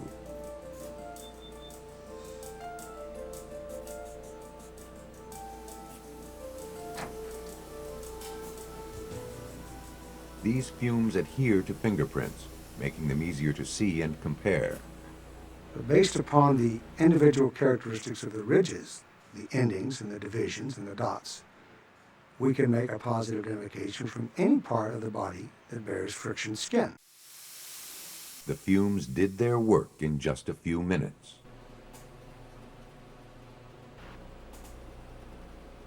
The print on the gun was compared to Kokel's prints at his arrest. They were a perfect match. This one fingerprint only proved that Kokel had held the gun. It did not prove that this gun had fired the fatal bullet. That could only be determined by a ballistics test. The test-fired bullet was placed side by side on a microscope for comparison with the bullet that killed the victim.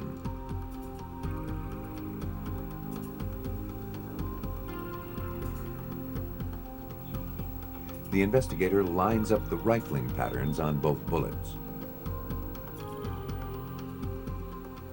A video monitor allows him to see the minute scratches on the soft lead.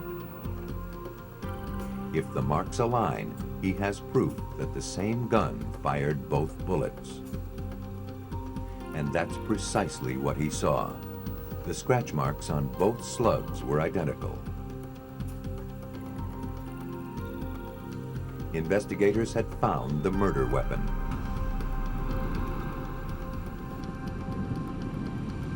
As the prosecution prepared for trial, the events of Russell's final night came into focus. As he hitchhiked back to the base, he was picked up by Gregory Kokel and a friend.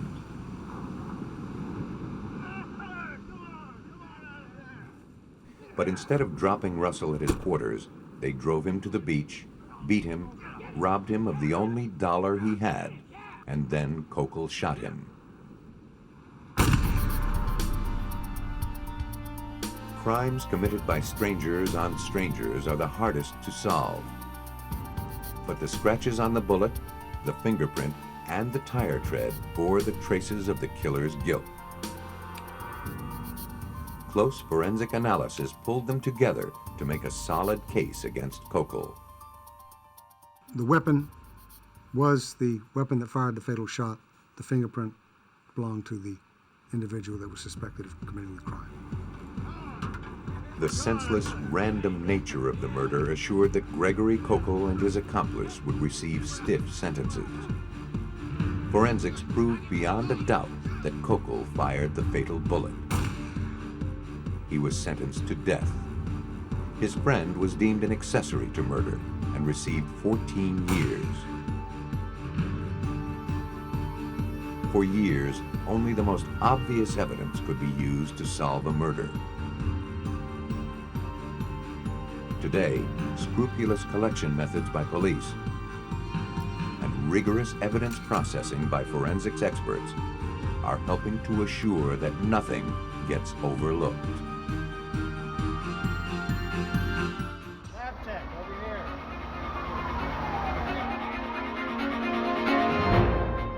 Two murders are linked by unusual bullets, but linking them to the killers seems like a shot in the dark. A woman points the finger of blame at her killers, but catching them depends on a forensic technique that hasn't been invented yet. When detectives on the trail of cattle rustlers uncover what looks like serial murder, they call on forensics to help them round up their suspects. They say that a burden shared is a burden halved, But when partners team up for murder, the weight of their crime can drag them both down. The burden of proof is on forensics to capture partners in crime.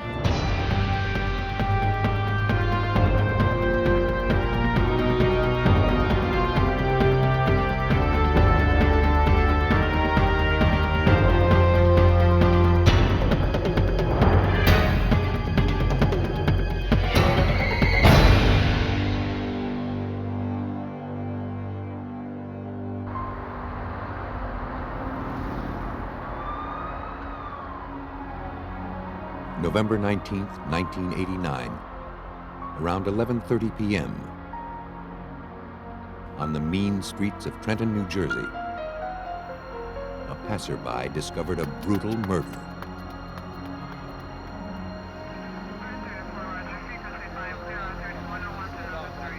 The victim was 38-year-old Francis C. Bodner, a driver for Golden Cabs. All right, lab tech over here, please. Lab tech. Officers at the scene examined the victim's body and combed the taxi for clues. Along with the slugs, they recovered a small metal disc with a raised edge, almost like a miniature bottle cap.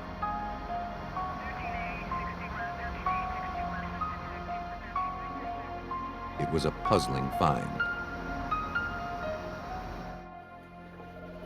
Detective Lieutenant Michael Salvatore felt it held the key to solving this crime. Right, come on, Mike, tell me about that case from last night.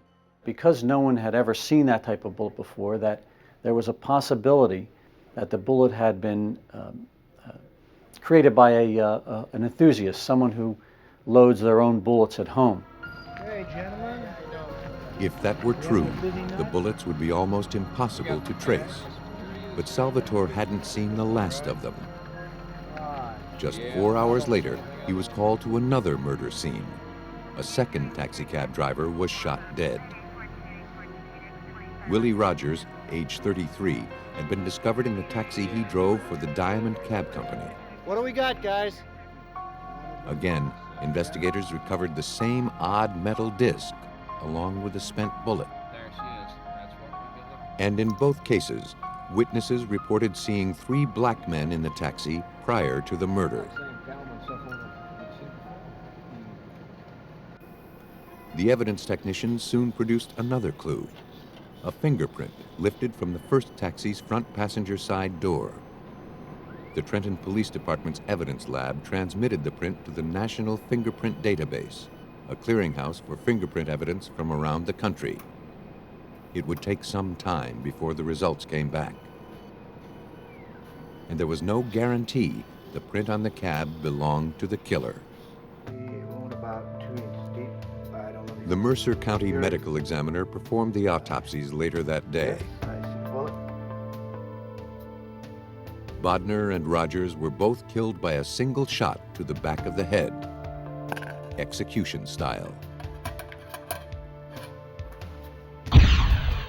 The executioners left behind little besides the unusual bullets. To solve the execution-style murders, Trenton police had to rely on ballistic evidence taken from the crime scene. It's all they had. By 11 o'clock on the morning the drivers were killed, Trenton police had delivered the bullets to the New Jersey State Police Lab's Captain Mike Leisinger. The bullets perplexed him as much as they did Detective Salvatore, and Leisinger had been a ballistics expert for more than 20 years. His reference books showed that the little metal cap was called a gas check. The gas check is very unusual because you never see this in commercial ammunition. This is the first time we have ever encountered a gas check as long as I've been in ballistics. This was something unique to us. A gas check is placed on the base of the bullet to keep it from melting and clogging the gun barrel with lead. Many people who make their own bullets use gas checks. But Leisinger could tell these bullets were commercially manufactured, though no American company made them. Now, he had to determine what sort of gun fired them. Using the lab's stereo microscope, he identified the pattern of alternating grooves and the spaces between the grooves, or lands, left on the bullets as they sped through the gun barrel. These lands and grooves are a gun's class characteristics, and ballistics experts can use them to identify the type of weapon most likely to have left them on a bullet. Lysinger determined that the Trenton gas check bullets had a pattern of 5 lands and grooves with a twist to the right. He told Salvatore to look for a Taurus revolver, a Ruger revolver, or a Smith & Wesson. All of these were in common use among Trenton criminals. Any one of thousands of weapons could have left its mark on the bullets. Investigators didn't even know where to start looking. Before long, however, they got their first lead. In the early morning of November 27th, an anonymous caller told Trenton police that 2 of the gunmen were twins named Ron and John Allen. Later that same day, John Allen was picked up for smashing car windows during a street fight. Investigators had him brought up for an interview. John Allen said he had been with his twin Ron and their friend all evening the night the cabbies were killed. They had hung out at a couple of clubs until 3 a.m. Salvatore wasn't convinced, but without physical evidence tying John Allen to the killings, he had nothing.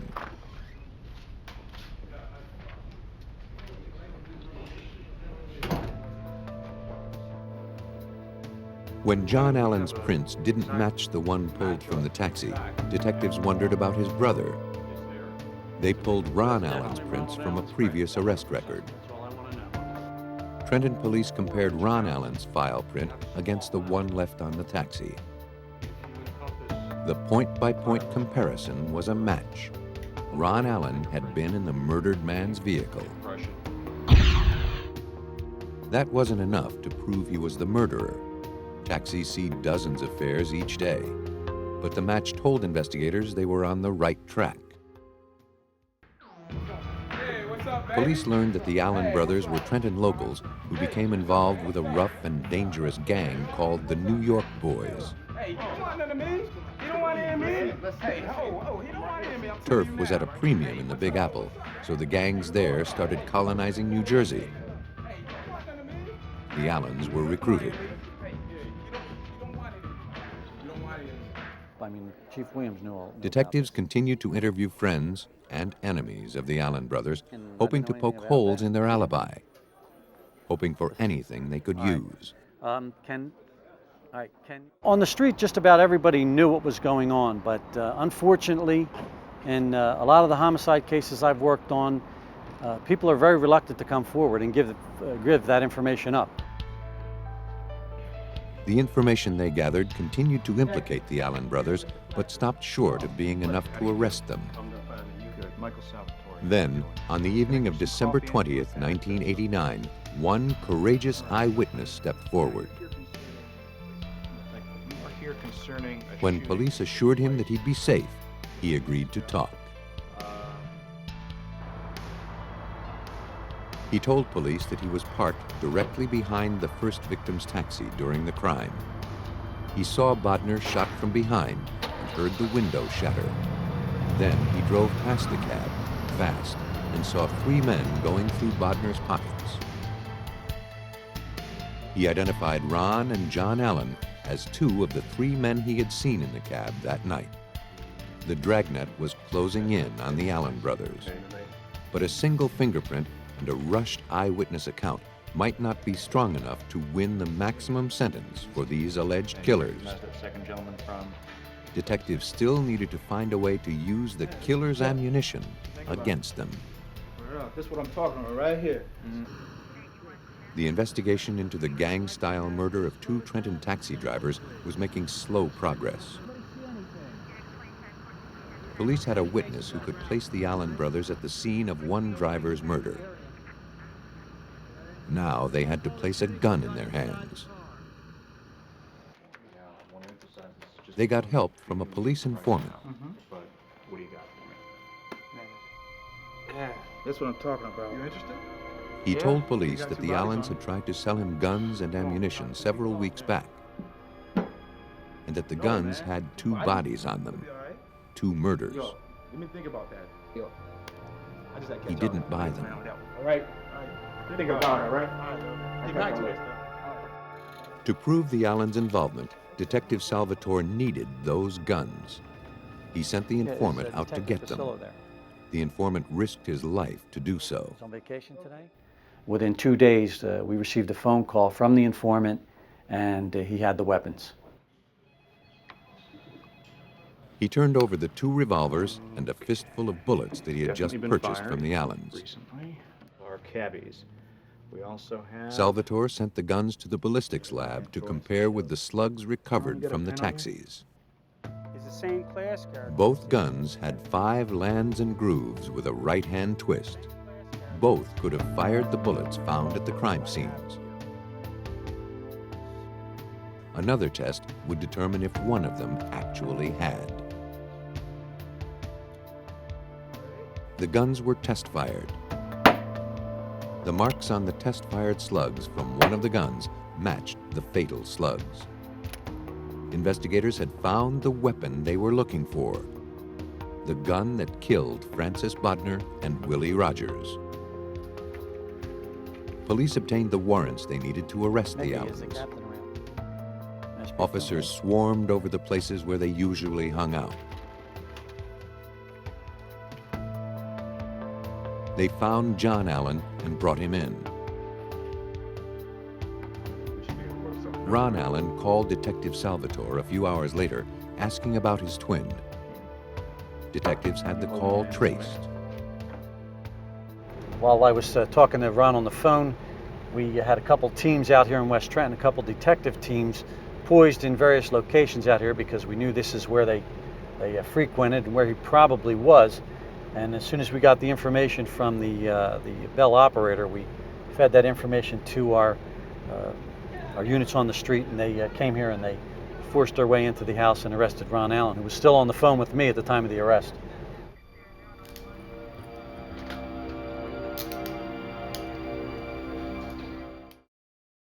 Tell me your story one more time. At first, Ron Allen denied everything. Then, investigators listed the evidence against him. Allen gave it up, for him, for his twin, and for a third man. Allen said on the night of the murder, he and his twin were out with a man named Greg Williams. He claimed Williams pulled the trigger. By 7 that evening, an arrest warrant had been issued for Williams. 5 days later, authorities arrested him in Ocilla, Georgia. But Salvatore was never convinced for a minute that Williams had been the trigger man. The weapon used in the murder of the 2 taxi drivers were guns owned by the Allen brothers. There were guns carried by the Allen brothers. There were guns held by the Allen brothers. So it was not likely that Gregory Williams possessed the gun and killed the cab drivers. We believe that it was the Allen brothers who killed them. On July 10, 1990, Ronald and John Allen were convicted of the taxicab murders. On August 16th, they were sentenced to 2 consecutive life terms. The Allen twins will be over 100 years old when they become eligible for parole. For his part in the crime, Greg Williams was sentenced to life as well. The Allen twins and Greg Williams killed 2 men for just over $100. Money they intended to spend in New York City to buy drugs they could peddle in Trenton. In jail, the Allens bragged about robbing and killing the taxi drivers, saying they were easy targets. With ballistics evidence, so were the Allens. The Allen brothers found their victims on the streets. But staying at home doesn't necessarily mean staying safe. Los Angeles, April 17, 1991. On this morning, Marilyn Rush knew something was wrong when her friend Joan Dawley didn't show up for work. Joan was never late, and she wasn't answering her phone. Concerned, Marilyn drove to the house Joan shared with her husband Dennis, to make sure she was all right. Even though Joan's car wasn't in the driveway, Marilyn went inside to check on her friend. She found her in the bedroom. Joan? Joan? Joan? Joan? Oh, God.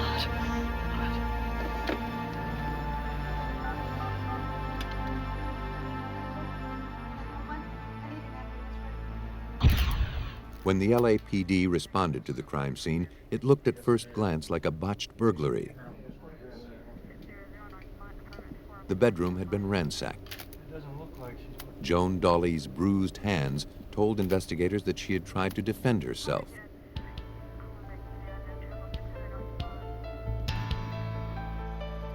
The Dawley's neighborhood had had a rash of break-ins, and this one matched the pattern. Outside, a screen had been removed from an open window, and a ladder stood beneath it. But as police worked the scene, they began to compile a growing list of clues that didn't fit with the burglary scenario. The damp ground under the window had no footprints or marks from the ladder. The windowsill, where the burglars allegedly climbed in, was clean of any dirt or scuff marks. You see any dirt, mud, broken leaves, pieces of leaves? Nothing out there. And $100 was left in plain sight on the kitchen counter. It appeared as if someone had worked hard to make it look like Joan Dawley had interrupted a burglary. LAPD Detective Paul Tippin wasn't convinced. All of these things together with the evidence at supposedly the point of entry didn't add up. Initially, of course, you look at it as a burglary murder, but as it progressed, it turned out to be a fabricated crime scene, basically. Police suspected the murderer had contrived the scene after killing Dawley. Officers notified the victim's husband, Dennis Dawley, and asked him some routine questions. If you have that type of a murder, you're going to have to eliminate the spouse. You have to get over that hurdle before you can go to the next step. Dennis told police that he and Joan were high school sweethearts, married 35 years. He'd last spoken to his wife the night before. She was still asleep when he left the house at 4:45 that morning for his job at the golf course. He had no idea what could have happened or who could have wanted his wife dead. He said he couldn't bear to stay in the house. If police had more questions, they could reach him at the home of his daughter, Debbie Myers. Evidence that you can gather. With Dennis Dawley above suspicion, Tippin pressed forward in his search for clues to this hideous murder. Now take that bag. The autopsy found that the victim had been killed by blunt force trauma to the back of her head. Tests turned up no evidence of sexual assault. The coroner discovered traces of blood and foreign matter under the victim's fingernails. But investigators had no certain way of telling whether it was the killer's or the victim's. In these early days of DNA technology, accurate testing required large samples. Testing the traces of material from under the victim's nails would jeopardize the sole piece of potential evidence. My first question was, do you think we can get DNA evidence from any evidence under her nails?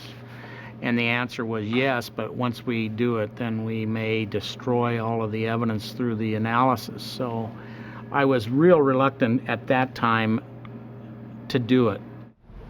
The risk was too great. Tippin would have to rely on old-fashioned detective work to solve this one, at least for now. 4 days after the murder, Joan Dawley's missing car reappeared. Her son-in-law spotted it in a parking lot across the street from the card store where Joan had worked.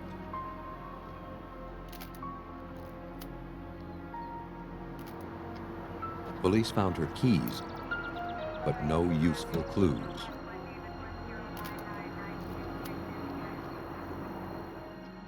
Two days after the victim's funeral, Detective Tippin called Dolly at his daughter's house to see if he had noticed anything else the burglars may have taken. All right, see you when I get back. But Okay. Debbie Myers told Tippin that her father was gone. Dolly said that he needed to get away. He planned to spend a few days quietly fishing at Lake Mead. Myers told Tippin the name of the Las Vegas hotel where her father usually stayed. Tippin's experience told him it was strange for a man to leave town so soon after his wife's murder. He asked a pal in the Las Vegas Metro Police Department to keep an eye on Dolly. Tippin's opinion of the bereaved husband was about to change.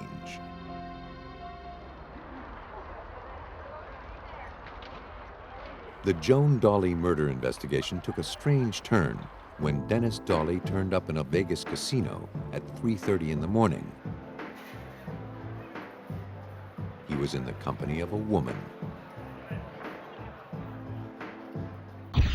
Detective Tippin received surveillance photos of the pair. After checking around, the woman was identified as Brandita Taliano. The news didn't sit well. After I determined that he was in Las Vegas with a female, 2 days after he had buried his wife of 35 years, I became very suspicious. Tippin looked into Taliano's background. He found that her rap sheet included convictions for prostitution and drugs. She had no fixed address. He also discovered that Taliano had been staying in the Mission Hills Motel in LA during the time of Joan Dolly's murder. The motel was just a quarter-mile down the road from where Joan's car had been recovered. This was worth a closer look. So I went to the Mission Hills Motel, talked with the manager, and basically what happened was he gave me a list of phone calls and phone numbers going back a month. Tippin checked the list of Taliano's outgoing calls. She had phoned Dolly's home, the golf complex where he worked, and a local bowling alley that was his favorite hangout. Police Department, Miss Taliano? It was time to pay a call on Taliano. He traced her to a North Hollywood motel. Yes, ma'am. I'm Detective Tippin from the Police Department. I have a team Detectives of approached officers. Taliano and asked to search her room. Surprisingly, she agreed without blinking an eye. Generally speaking, I mean, if someone is that cooperative, they're not thinking that they have anything that may develop into a lead or lead you to believe that they were involved in a homicide. The search turned up several pieces of jewelry. Most of it was junk. But one piece looked particularly valuable, and not the kind of jewelry Taliano would normally own. Taliano had an explanation ready. She told them that she was often hired to clean the Dolly's house. While she was there, she took some jewelry, but not entirely without Dennis's knowledge. They were having an affair. She wanted us to believe that basically she was okay with being around Joan Dolly and Dennis. But Joan didn't know that the sexual activity was taking place. Detective Tippin. Detectives found a note stating that Dennis was nervous about Taliano keeping the jewelry. He wanted her to fence it. That suggested he was involved in its theft.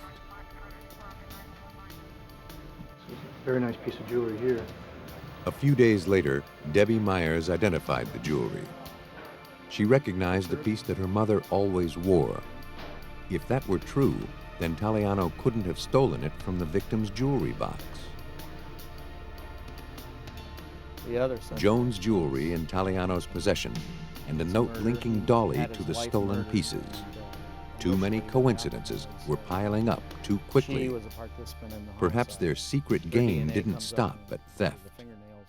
Once I identified Brandita Taliano and the things that were going on, with her and Dennis Dolly, it became more and more apparent that it was a conspiracy and that these two people were involved in the case. Investigators began to believe that Joan Dolly's murder was a crime motivated by love. Not Dennis and Brandita's love for each other, but their mutual adoration for money. If Dennis divorced his wife, he'd lose half of everything he owned. Plus, Joan had recently inherited close to $100,000. Police suspected that Dennis Dolly was a shifty and dangerous man. If he and Brandita had plotted to kill Joan because Dolly wanted all of her money, then why would he want to share it with Brandita? I was somewhat concerned about Brandita also and her situation because I thought the possibility was there that Dennis would murder Brandita just to get her out of the way. The evidence against the pair was only circumstantial. Investigators had no physical evidence putting them at the murder scene on the morning of April 17th. But they had enough to bring them in for questioning. At least then, authorities could keep their eyes on the pair. Based on what they had gathered so far, detectives developed a strategy.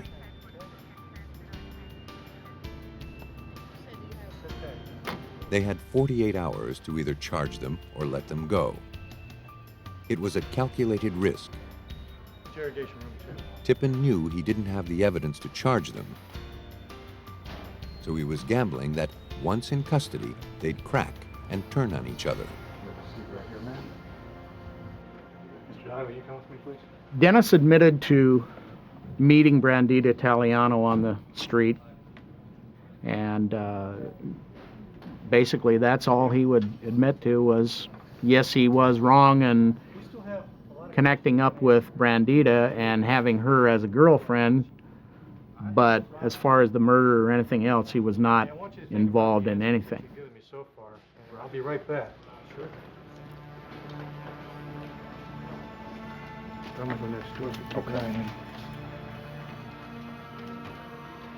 Taliano told a different story. Hi, Miss Taliano. How are you today? A few months before Joan's murder, Taliano had been serving time in a women's prison in Los Angeles. Well, got a lot of loose While ends. visiting her there, Dolly had asked her a favor.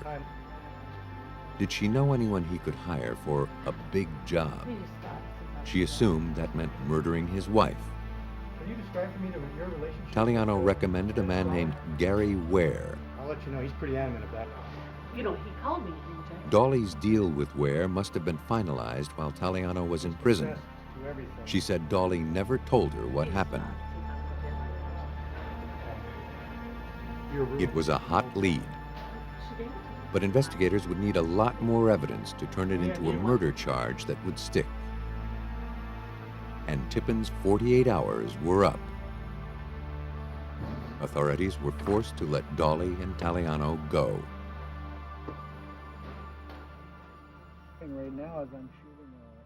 Ware was no choir boy. A man with a criminal record like his might be capable of committing murder for hire. His phone records showed that Dolly called him prior to Joan's death, but not afterward. All of a sudden, I have him right in the middle of this homicide with phone calls that are being directed to him by Dennis Dolly. So I had to find out why those calls were being made and what his participation or involvement was. How you doing? Gary Ware. How you doing? But a hardened criminal like Ware wouldn't just volunteer information to the police. Tippin spent a year trying to get him to talk. With his attorney present, Ware finally admitted to authorities that Dolly had contacted him with an interesting business proposition. The two agreed to meet. Dolly wanted Ware to kill his wife. He gave Ware $30,000 cash and told him he didn't care how Ware did it, but he wanted her gone. At first, Tippin couldn't understand why Ware would implicate himself in Joan Dolly's murder like this. As it turned out, he had an airtight alibi. On the morning the victim was murdered, he was in lockup at Chino State Prison. Tippin's most promising lead fizzled right before his eyes. After more than a year spent investigating Joan Dawley's murder, the case went cold.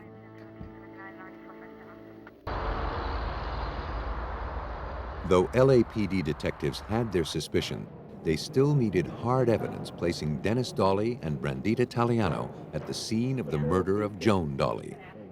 One lead after another failed to pay off. Then, on the last day of February 1994, Detective Paul Tippin got a call that he'd been waiting 3 years for.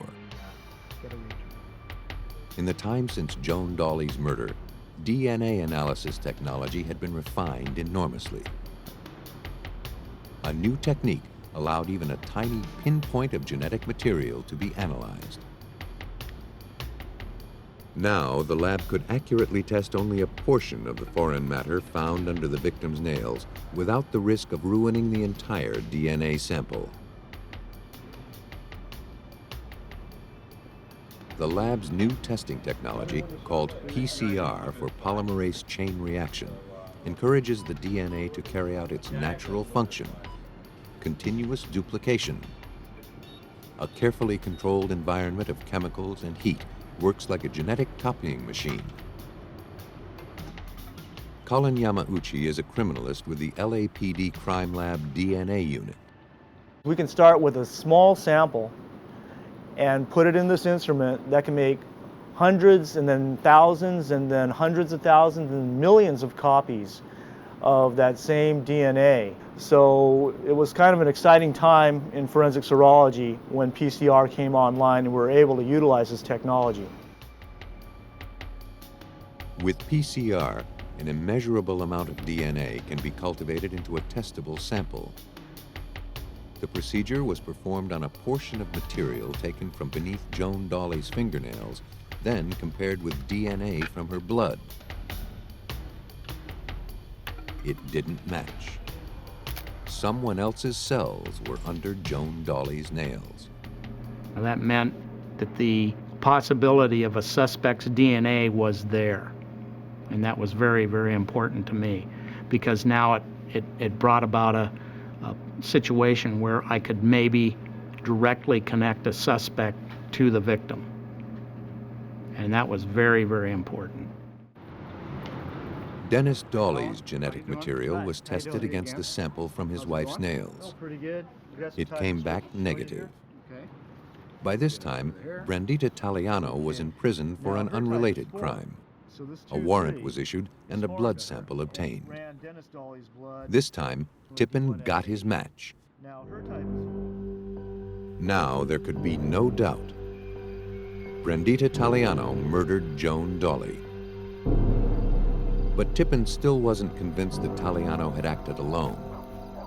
Dennis Dawley's knowledge of the stolen jewelry, his attempt to hire a hitman, and a long string of incriminating phone records before the crime implicated him in the murder. I believe truly that they were both in it, they were both involved in it, they were both there when it happened. The jury agreed that Dennis Dawley and Brandita Taliano had conspired and murdered Joan Dawley. Nearly 4 years after her death, her killers were sentenced to 25 years to life. Dawley and Taliano believed that murder was the easy way to wealth. Unfortunately, they weren't the only ones to feel that way. Some people make murder a part of their business plan. Livingston County, north central Missouri. Over 100 years ago, this was wild, rough country under the rule of frontier justice. Today, it has settled into the essence of rural America. Old-style towns surrounded by farmland. A place where farmers contend with the whims of the weather and the realities of economics. People here believe in an honest wage for honest work. At least most of them believe that. In October 1986, the Livingston County Sheriff's Department received a call from a nearby livestock auction company. A man named Dennis Murphy had passed a bad check for $6,000 to buy cattle. He had paid for the cattle, loaded them into a truck, and vanished. Though Murphy was a stranger, he appeared to be working with a local farmer named Ray Copeland. Ray had attended the auction, and while he hadn't bought any livestock, he provided a truck for the cattle Murphy had bought.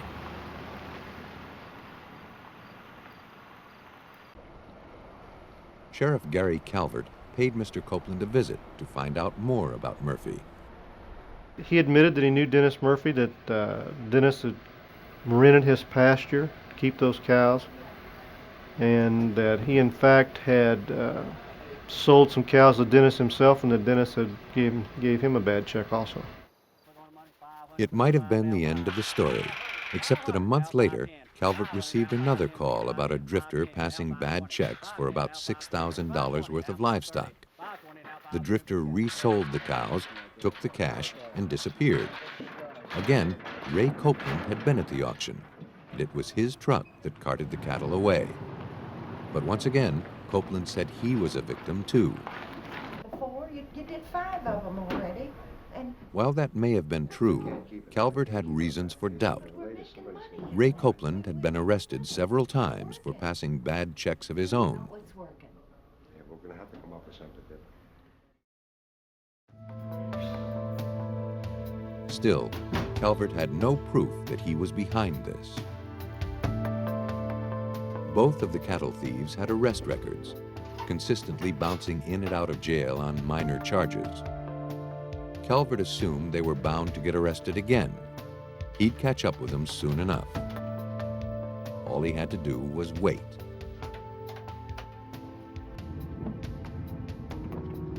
Two years passed without any more trouble. Then, in October 1988, Calvert learned about 3 more drifters passing bad paper for good cattle. This wasn't the kind of crime Calvert had seen a lot of. Now he'd seen 5 cases in 24 months. They had to be related.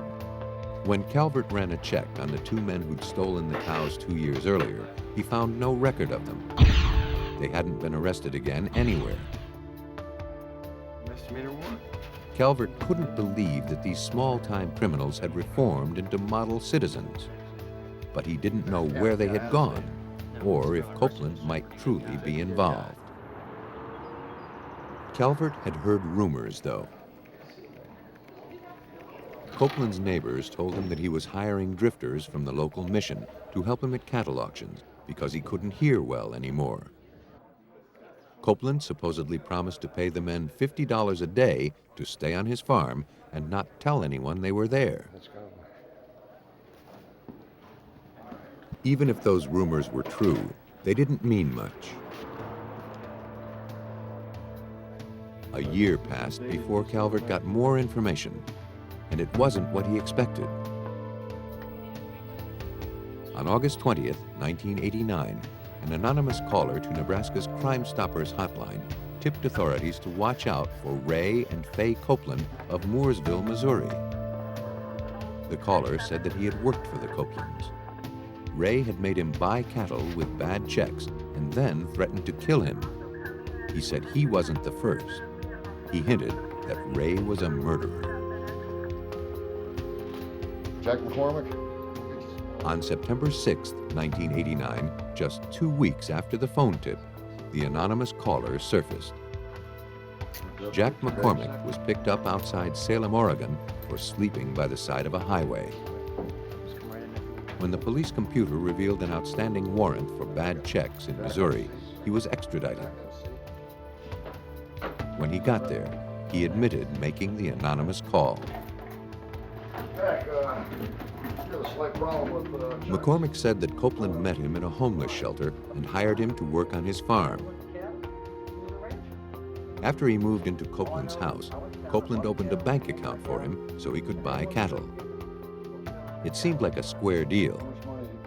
But McCormick grew suspicious when he found a closet full of men's clothes that belonged to other men from the shelter.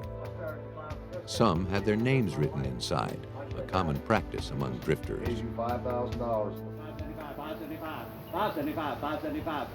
All done. During the 15 days he lived at the farm, McCormick said he made several cattle purchases for Ray and Fay Copeland. 630 now, 640. 630 now, 640. Fay kept the books. Where'd you get her from? She's a shield.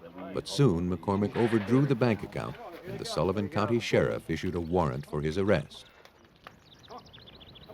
Right after that, on August 10, 1989, McCormick claimed that Copeland tried to kill him with a .22 rifle.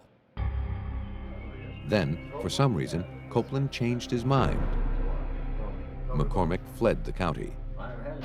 It sounded like a wild story, but the sheriff couldn't dismiss it out of hand. Then came the wildest accusation of all. McCormick said he found a human skull and leg bone on Copeland's farm. When he suggested that what might be happening here is that Mr. Copeland may be killing people, we thought we better look into it.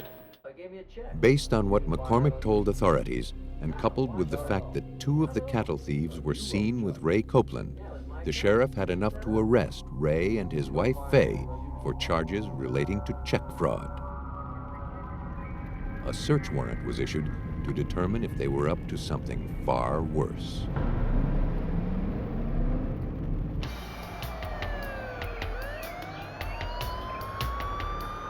A drifter named Jack McCormick accused Ray and Fay Copeland of murder. He said the evidence was buried on their farm. On October 9, 1989, the couple was taken into custody. Step out here now. Step right out here. Just step up. Right over the wall. What's going on, sir? Sir, you're under arrest for the death warrant. Set up. Back here in the dining room. With the Copelands behind bars at the Livingston County Jail, the officers searched the farmhouse. They found items that seemed to substantiate Jack McCormick's account. Why don't you go ahead and bag this rifle up? First was the closet of men's clothes. We have the victim's clothing up here. Fay had been cutting them up to make a quilt. Some of the clothes had the names of the missing men in them, just as McCormick had described. The officers also found a list of men's names hidden in a camera case. It included the men who had passed bad checks. The ones who vanished had X's beside them. Let's go ahead and keep track of that. If McCormick was telling the truth and Copeland was a killer, Sheriff Calvert would have to find the bodies. But after a week of searching, the officers found no trace of the missing men. While the Copeland farm was being searched, TV stations began reporting on the case. Rancher Keith Albright saw the story and called the sheriff to report what he knew. Yeah, this is Mr. Albright out here on Alaskan Road. Albright had rented a farm just 6 miles from Copeland's. Ray had done some odd jobs for him.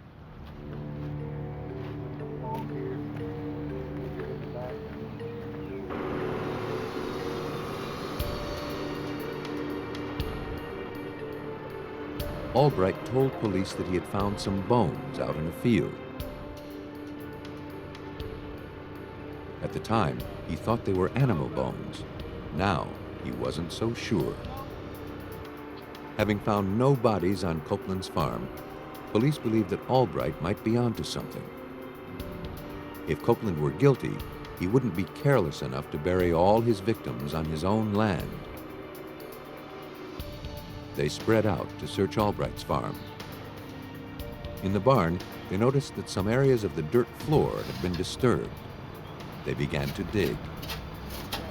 By the end of the day, officers uncovered 3 bodies from shallow graves on Albright's property. Calls kept pouring into the sheriff's department, and they tracked down every promising lead. When people found out that we were suspicious of what he may have been doing, they became suspicious about everything that they had seen him doing. So we went on a lot of wild goose chases. All right, looks like we have something down here. Don't quite know what it is. When the bodies started turning up, let's see what we Copeland, got here. perhaps trying to minimize his involvement, began telling wild stories. He said he overheard some strangers talking about dumping a body down a neighbor's well. Sure enough, investigators found the body of one of the missing drifters. But the lie backfired. The discovery implicated Copeland even further. All right, let's lay it down here. We got. The search on that farm intensified, and a fifth victim was excavated from beneath 2,000 bales of hay.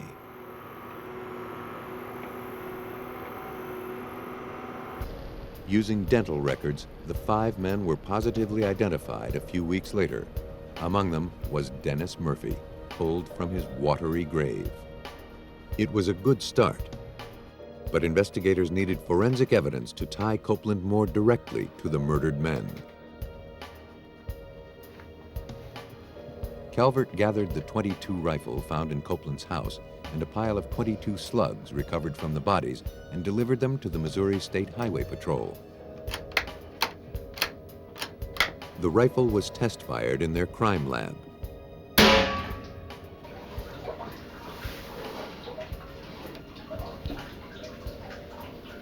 It would leave its unique set of markings on the slugs as they hurled down the barrel. A comparison microscope was used to compare the markings. On one side, the test-fired slug. On the other, a slug pulled from one of the 5 murder victims. The marks on the slugs lined up exactly. To firearms and ballistics expert Todd Garrison, that meant only one thing. After comparison and examinations, we could conclusively say this particular bullet had been fired from this particular Marlin firearm obtained from the Copeland farm. Bullets from the same rifle killed each of the 5 victims. But investigators still needed to know if Fay Copeland had any role in this. The note found in the Copeland's house told volumes. Ray, who was illiterate, couldn't have written the names on the list. To see if she was the author, Calvert turned the list over to Missouri State Highway Patrol's handwriting section. Though a person's handwriting varies, certain features remain consistent. Handwriting expert Don Locke compared the note against a known sample of Fay's handwriting. He noted several distinctive characteristics. For example, the letter B always appeared in uppercase, even in the middle of a word. Locke concluded that this and other details were common to the note and to examples of Fay's handwriting. But what about the X's? It was possible that Fay had simply written the list of names and Ray had placed the X's by them as he killed the men. That would be harder to judge. Could one simply look at the X's and positively identify those X's to someone? No. But they were there, and as I said, they were consistent with the writing that was positively identified. Locke even compared the ink used to write the names against the ink used to write the X's. His conclusion? The same ink had been used for both. Fay Copeland wrote the names and marked the X's as her husband killed the men one by one. Locke and Garrison provided the forensic evidence to charge the Copelands with 5 counts of first-degree murder. On November 12, 1990, Fay was sentenced to death. Ray followed her on May 22, 1991. For 2 years, Fay and Ray Copeland were the only couple on death row sentenced for the same crime. Ray Copeland cheated the executioner when he died in October 1993 at the Potosi Correctional Center. In 1999, his wife of over 50 years had her sentence reduced to life. Though neither of the Copelands ever confessed, investigators pieced together this scenario. Ray somehow came up with the idea of hiring drifters to write the checks for him. Get that gate. Make sure that gate is locked. Yeah, the gate. Got the gate. Come on. After the men outlived their usefulness, or when the warrants for passing bad checks piled up, There you go. Copeland murdered them. And Fay kept the books. How much is a human life worth? Police estimated that the Copelands made $30,000 from their scheme. $6,000 a victim. They thought no one would notice a few missing drifters. They were wrong. It's often said that two heads are better than one. When committing murder, having a partner gives police twice as much evidence to gather and twice as much chance to catch the killers.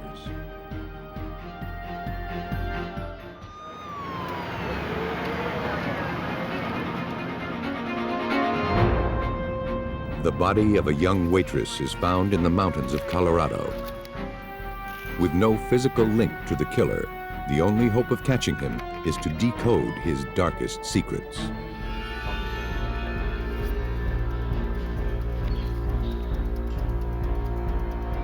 To solve the murder, investigators must decipher a message written in blood. A young mother is the victim of an apparent suicide. Or is it a well-staged murder?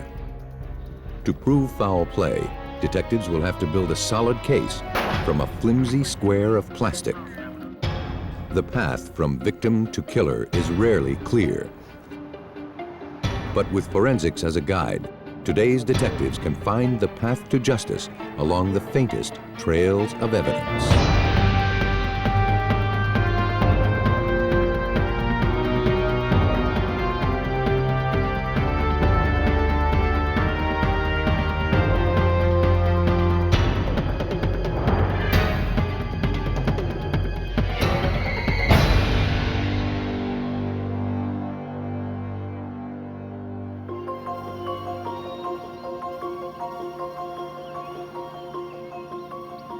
Rugged and isolated, the mountains of Colorado Springs, Colorado are a hiker's paradise.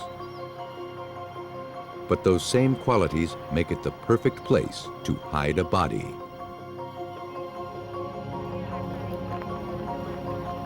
On June 29, 1997, the El Paso County Sheriff's Department was called to a shallow grave.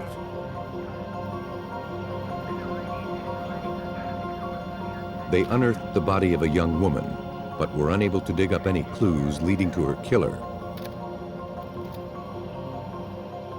Detectives could only speculate as to when their Jane Doe had been discarded and by whom.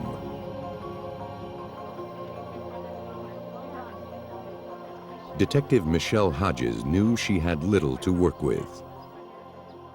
The evidence that we had was very limited. We didn't know where she was killed at, and that normally is where the majority of your evidence is going to be found, and that very much hampered our investigation. But they were able to give their Jane Doe a name.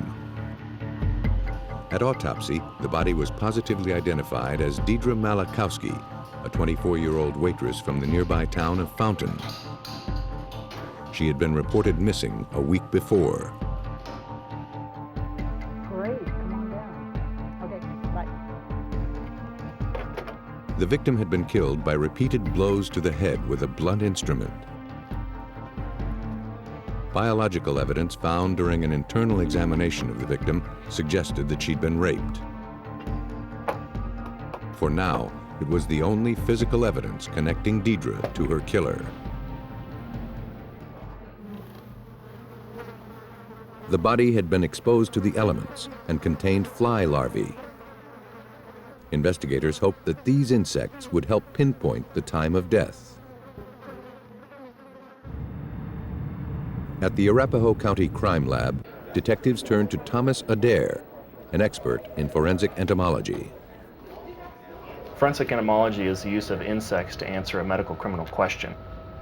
Oftentimes this involves trying to determine how long a body has been exposed, how long it's been since females have laid eggs or larvae on the body.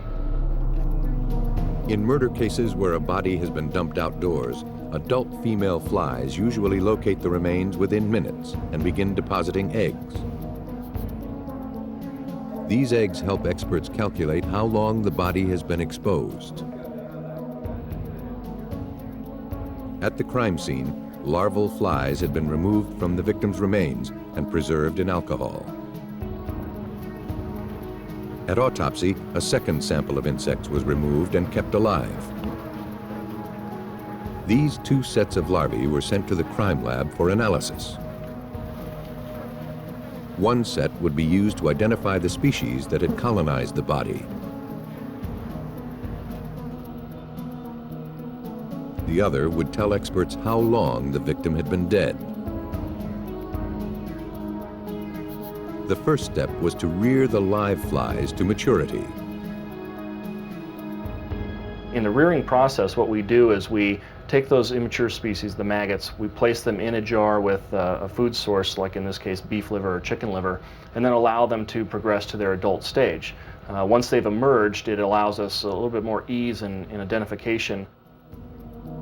Once the species was identified, Adair was able to pinpoint the exact age of the preserved larvae found on the body.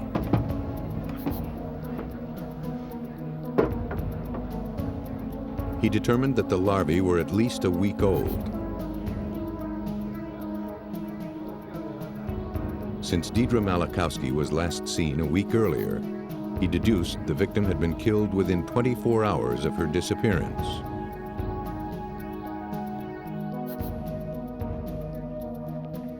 Now that she had a timeline to follow, Detective Hodges began questioning witnesses, starting with the person closest to the victim.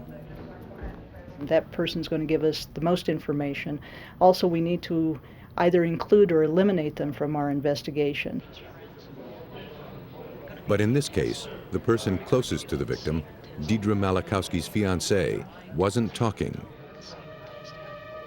He hired an attorney and refused to cooperate with the investigation.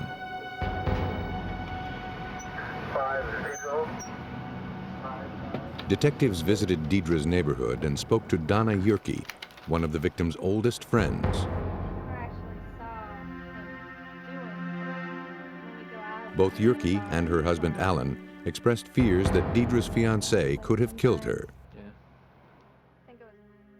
Deidre had told the Yerkes she had a violent confrontation with him the day before she disappeared. During that fight, he had actually placed his hand around her throat in a strangling position to control her. This, of course, raised a lot of queries as to how heavily he was involved with that. Given the violent nature of their relationship, investigators had to consider the fiancé as their prime suspect. But without any physical evidence, there was no way to pursue a case against him.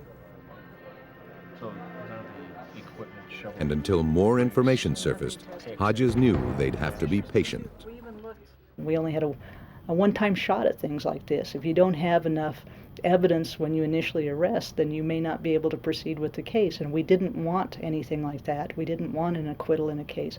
We wanted a solid case. But as the months wore on, investigators realized they might be waiting forever. In the interim, new cases demanded their attention. Almost 9 months to the day after Deidre Malachowski's unsolved murder, another body was found in the mountains. The young girl was fully clothed, but barefoot. Her shoes were found a few feet away.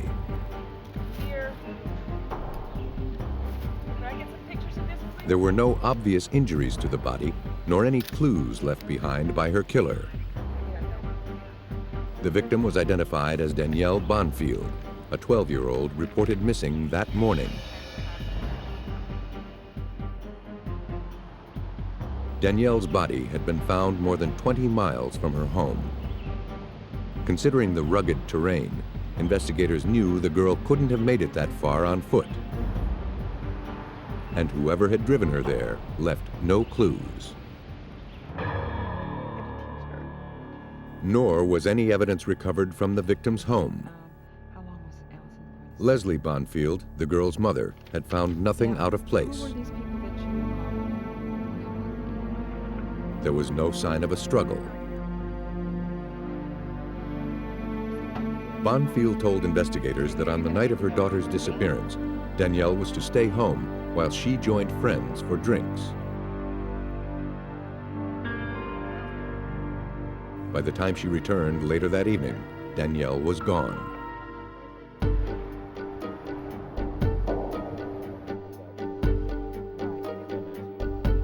Detectives searched the area around the Bonfields' home and canvassed the immediate neighborhood. They came away empty-handed. The sheriff's department then traced phone calls made from the Bonfield home on the night of Danielle's disappearance. At 8:15 p.m., a call was made to a pager registered to one of the friends Leslie Bonfield was out drinking with. It was Alan Yerke. And upon hearing Mr. Yerke's names, my ears naturally pricked up, and it was like, whoa, what are you talking about, Alan Yerke? Alan Yerke, a witness from the Malachowski murder, had now surfaced on the periphery of the Bonfield murder. He was brought in for questioning. Yerke told police that he was out with Leslie Bonfield and some friends the night Bonfield's daughter disappeared.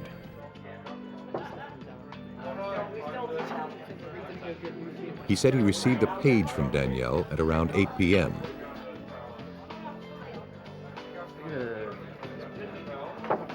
Instead of telling Leslie Bonfield about it, Yerke decided to leave the bar and look in on the girl himself.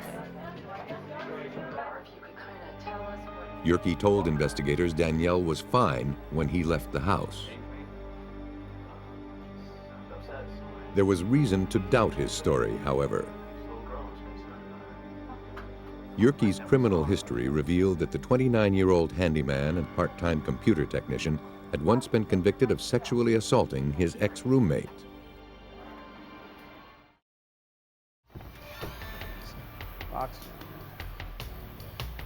Detectives obtained a warrant to search Yerke's car.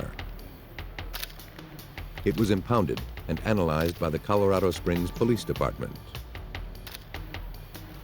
The vehicle was littered with garbage, clothing, and papers. Criminalist Charles Green would have to process the mess with the precision of an archaeologist. When we completed the photography, then of course we entered the vehicle. We had to enter that and remove items layer by layer, collecting any items that could possibly have evidentiary value. Mike, let's get this stuff out of here. You might check at the blood. I'm looking at the blood. Beneath the piles of clutter, the car yielded 2 pieces of crucial evidence. Danielle's watch and her belt. The belt, investigators believed, may have been used to strangle her. Green found more menacing evidence as the search continued. We discovered almost immediately blood pattern stains that were located on the front windshield. These blood patterns were quite definitive. Another group over here. The pattern of the blood seemed to be the result of blunt force trauma. We're doing a presumptive blood test here. Swabs were taken and sent to the lab. These samples matched the victim's blood type. Alan Yerke was arrested for the murder of Danielle Bonfield. Having tied Yerke to the murder of the young girl, investigators now hoped they could find some link to Deidre Malachowski, the waitress found murdered 9 months earlier.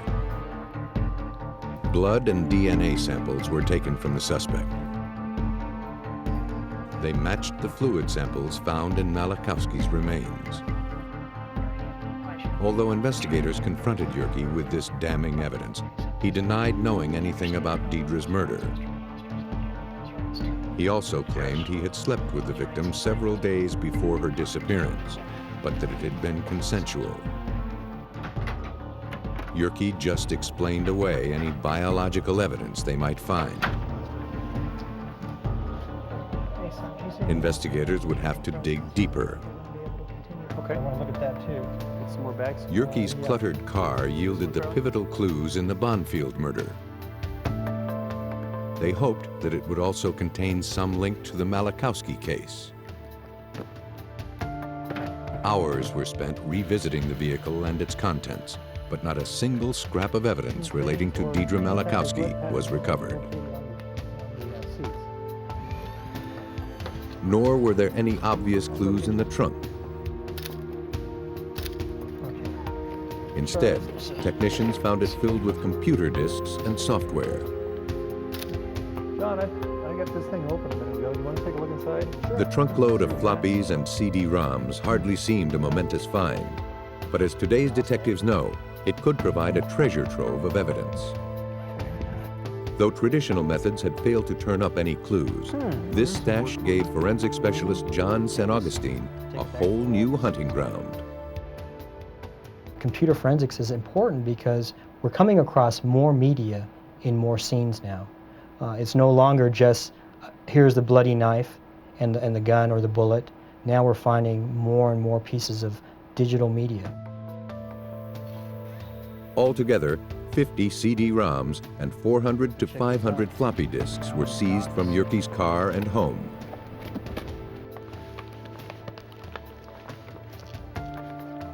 The suspect's wife had mentioned that he liked to keep a journal. Though they knew it was a long shot, investigators needed to find out if he'd ever confessed his crimes electronically. St. Augustine had a tough road ahead of him. In order to preserve the integrity of the evidence, he had to copy every file found on every disk, the equivalent of an entire room filled floor to ceiling with paper. Next, he had to search through individual files, looking for anything associated with a crime. I soon discovered a floppy containing the resume of Mr. Yerke, some jobs that he had worked at, as well as a file called My Sins. I attempted to open it by double-clicking on it, for lack of a better word, to open the file. Immediately, what came up was this file is password protected. He tried every method he knew to crack the code, but still couldn't penetrate Yerke's defense. It was obvious that whatever was in this document, Yerke had done everything to keep his sins hidden.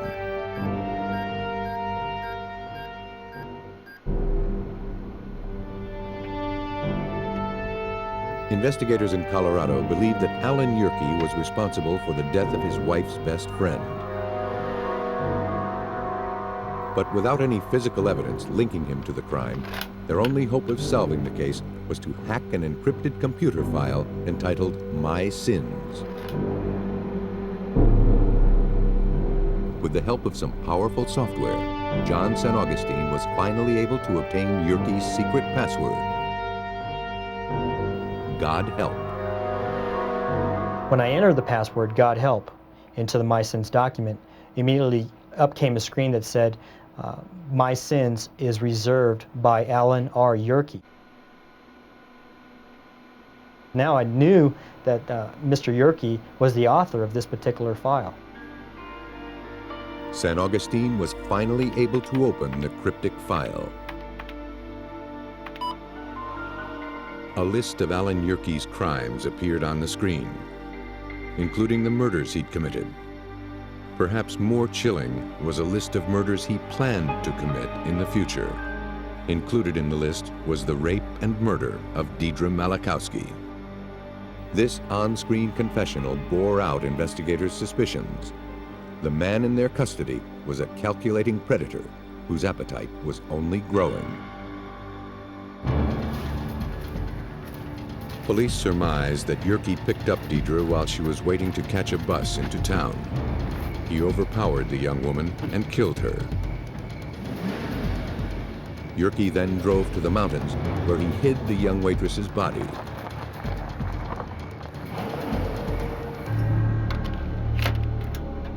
But the killer couldn't keep from confessing.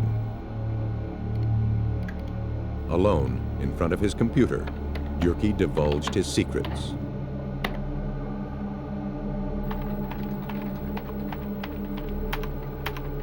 Had investigators not caught him when they did, Yerke's list of sins may have grown.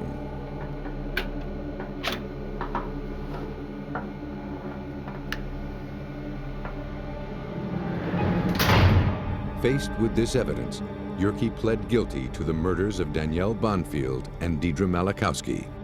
He is serving a life sentence plus 50 years without the possibility of parole. Without the skill of the forensics team, the path between Yerke and his victim would have been impossible to trace. In Texas, the trail was clearly marked in blood. Just off the Texas coast, the island of Galveston woos residents with 32 miles of Gulf beaches and balmy weather year-round. But like human nature, the wind and waves belie a furious capacity for violence. On a Saturday morning in June 1995, a Galveston man found some money on a suburban lawn. It was covered with blood. Searching for the source of the bloody bill, he noticed that the back door of a nearby building was open. The apartment inside was being renovated, but no one responded to his calls. Miller! Hey, Miller! Hey, come on, Miller. Miller!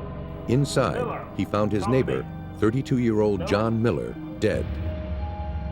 He'd been stabbed.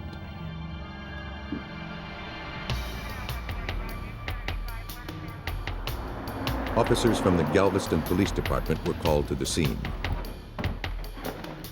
Smears and spatters of blood marked the walls, ceiling, and floors of every room in the 5-bedroom apartment. Detective Norman Giles knew that these patterns could be crucial in solving the crime. It was obvious initially we're going to have to collect blood and we're going to have to protect the crime scene, so most of our efforts initially were at protecting the integrity of the blood evidence that was going to be there. Forensic experts were called in to photograph and diagram every single stain. Identification officer Gary Jones had never seen such a large amount of blood evidence at a single crime scene. As soon as I walked in, I knew that this was going to be a rather extraordinary type case. There was virtually every conceivable type of bloodstain pattern incorporated into this one scene. Just the first visualization of that scene immediately told me I'm going to be here for quite a while due to the extent of the bloodshed that occurred during this struggle. It appeared the victim had taken on more than one attacker. 3 distinct sets of footprints were marked in blood. One set matched the victim's boots. The second appeared to be prints made by a man's tennis shoes. A third set of smaller barefoot prints belonged to either a woman or a child. One of the barefoot prints contained sufficient ridge detail for identification purposes, should a suspect ever surface. This print was cut from the floor. Whoever was responsible for the murder had not emerged from the struggle unscathed.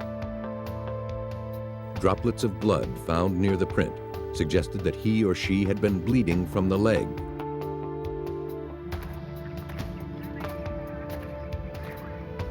Following the trail of blood droplets, investigators found what appeared to be the murder weapon, a 4-inch single-edged blade. The knife was taken into evidence, but all fingerprints had been wiped from its surface. The trail didn't stop there.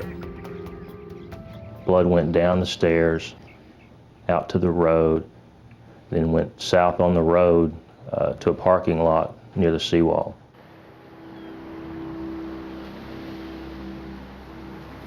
There, the path of blood disappeared into the water. With no fingerprints, no witnesses, and no apparent motive, the case ground to a halt. In speaking with friends of the victim, detectives learned that Miller was last seen the night before the murder at a neighborhood bar.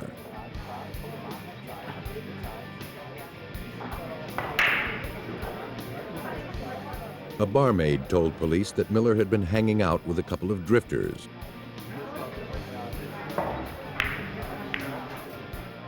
The man was in his 30s, the woman in her 20s. Whether they were suspects or witnesses remained to be seen. But these vagrants could be anywhere by now. Without knowing their names, chances of finding them were slim.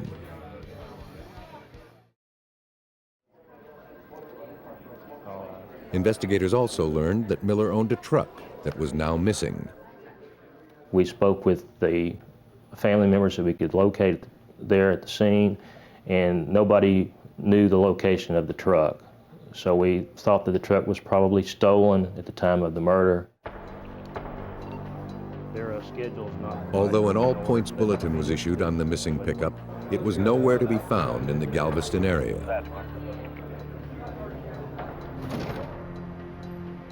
Several days later, Houston police reported they'd found the truck in a parking lot.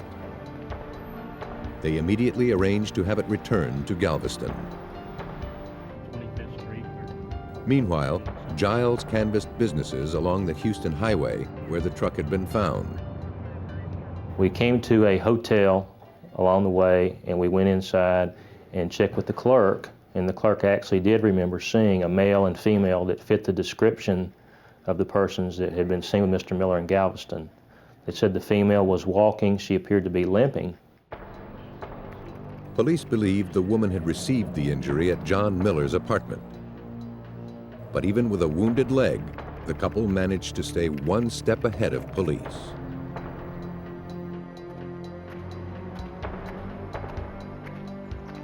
Identification officer Gary Jones was brought in to process the truck, which had just been towed back to Galveston. He wasn't optimistic about what he'd find. One of the primary concerns that we had at that time was how much contamination had occurred to the vehicle during its transport and the time that it had been sitting idle in Houston. Jones processed the truck for fingerprints. On one of the door handles, he found the impression of a single thumb.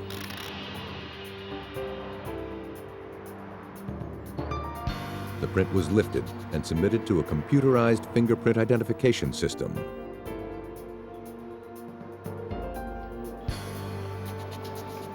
A week later, the system came back with a hit. The fingerprint belonged to a man who had been arrested just months before in Lubbock. His name was Charles Wayne Keese. He had a history of arrests for violent crimes.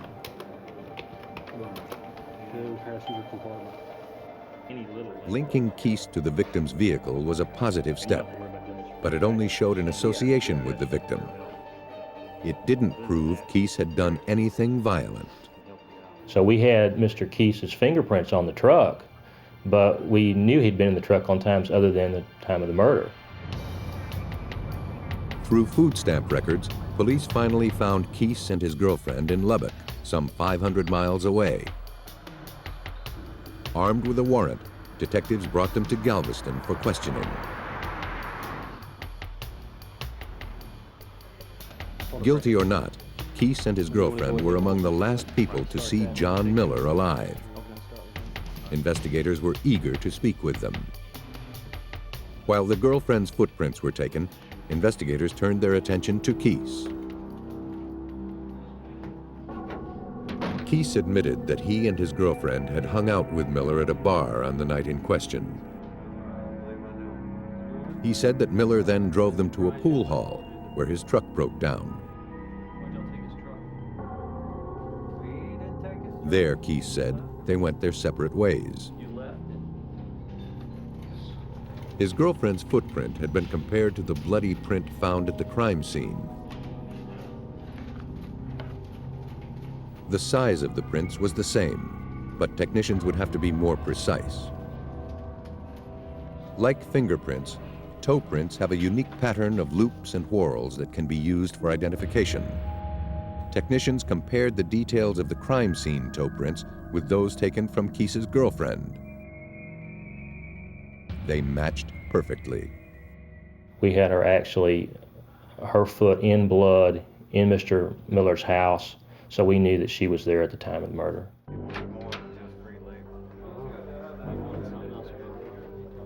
Police confronted Keese with the footprint evidence and told him that they could prove he and his girlfriend were with Miller when he died.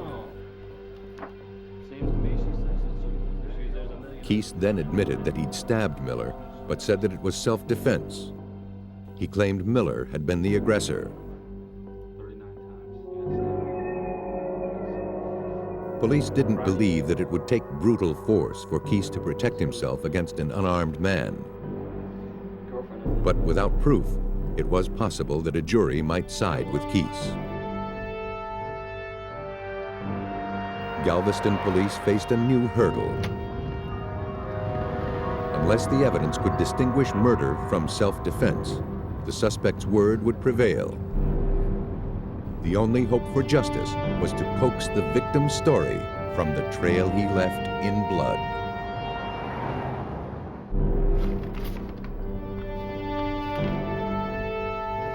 Police in Galveston, Texas didn't believe Charles Keese's claim of self-defense.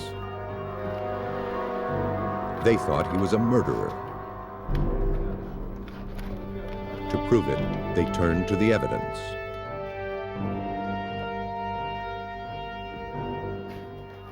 The key to success in working a crime scene is being able to listen and understand what that crime scene is telling you. In this case, it involved listening to what was left by the victim in his own blood.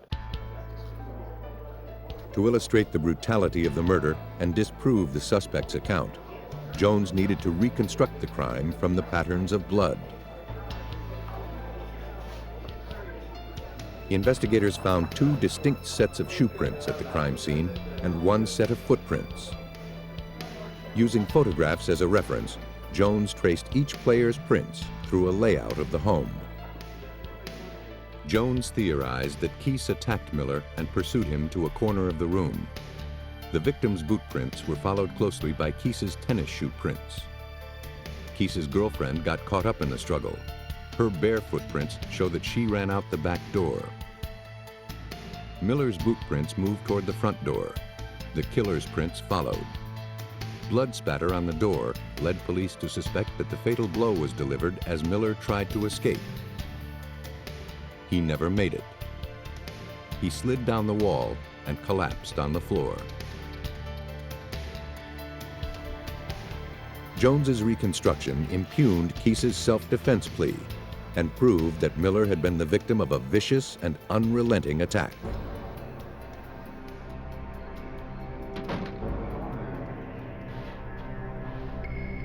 Investigators believe that Miller offered the drifters a place to stay on the night in question.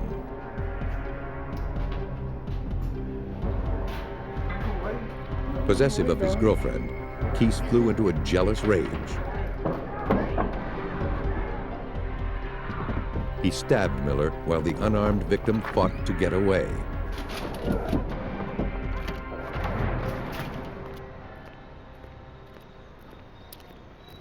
Thanks to the detailed reconstruction of the crime, Charles Wayne Keese was found guilty of first-degree murder and sentenced to life in prison. Charges against his girlfriend were dropped.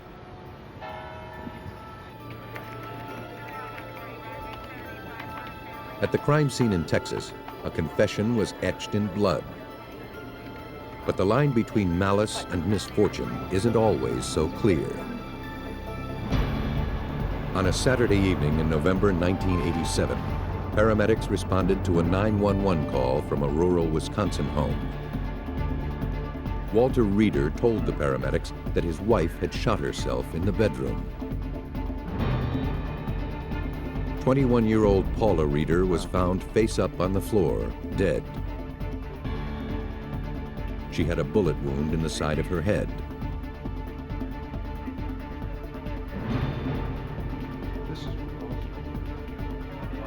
Reeder told paramedics that he'd found his hunting gun next to her body. He'd returned it to its case to keep it away from his small children.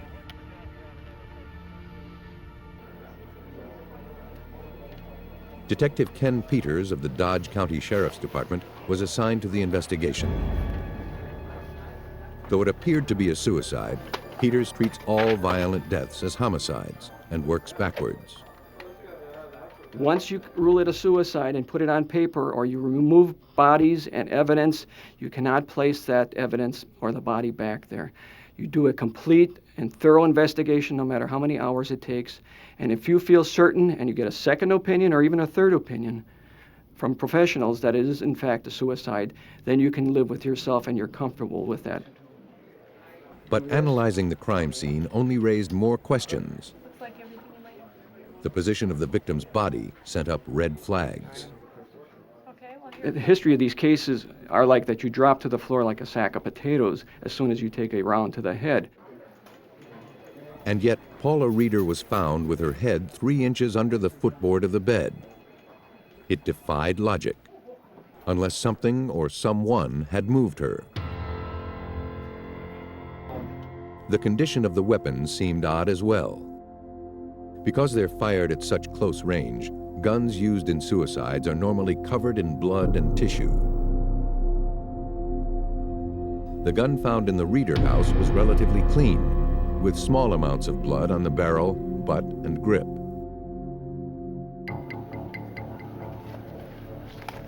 To determine who pulled the trigger, Peters asked for a gunmetal residue test. When a weapon is fired, it releases microscopic bits of metal onto the shooter's hand. Swabs taken from the hands of Paula and Walter Reeder were tested at the lab.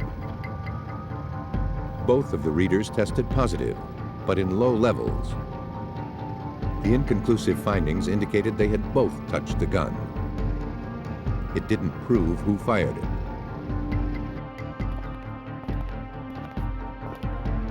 Detective Peters brought Reeder in for questioning.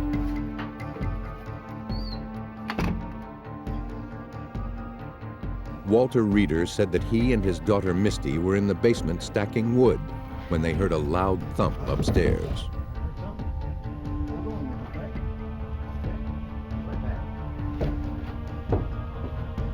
He raced upstairs to the bedroom where he found Paula on the floor.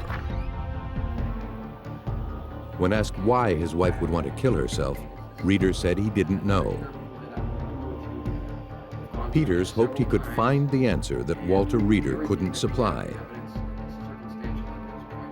He went to talk to Paula's mother.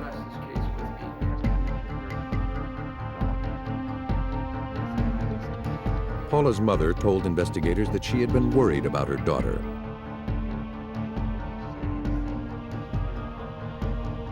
At Paula's request, she had flown into Wisconsin the day before. She said that Paula and the children were going to leave Walter and return with her to Florida.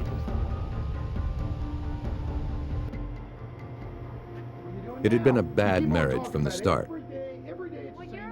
Against her mother's wishes, Paula married Walter when she was 16 and he was 40. Over the years, the relationship went from bad to worse. Where are you going now? Preliminary autopsy findings confirmed that Paula's health had declined. The once 110-pound woman weighed only 80 pounds at the time of her death. But a bad marriage doesn't prove murder. Without some substantial evidence of foul play, Paula Reeder's death would remain a mystery.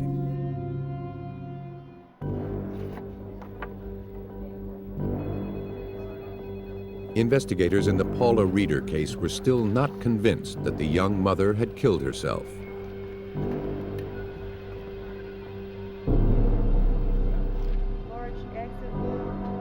The pathologist confirmed that a single bullet killed the victim, but was unable to determine whether it had been suicide or homicide. If it was suicide, however, the entry point of the bullet was one of the most unusual investigators had ever seen. Most self-inflicted wounds are to the mouth or front of the head.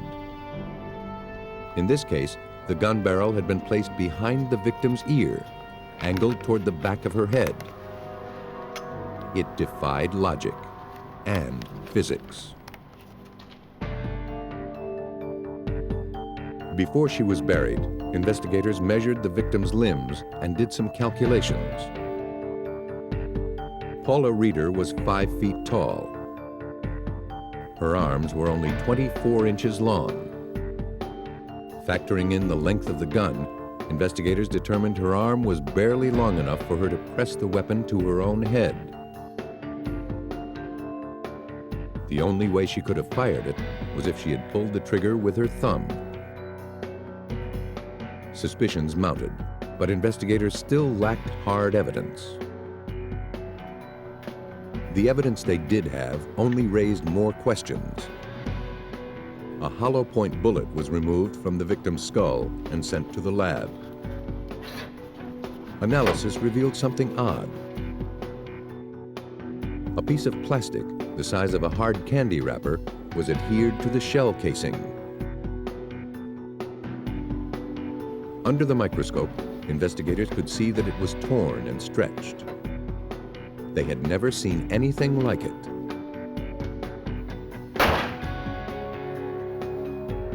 Simulating the awkward way in which Paula Reeder would have to have held the gun, ballistics experts fired test rounds through different types of plastic.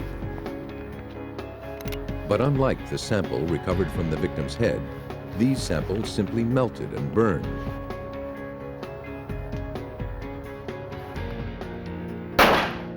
Experts could find no explanation for this phenomenon.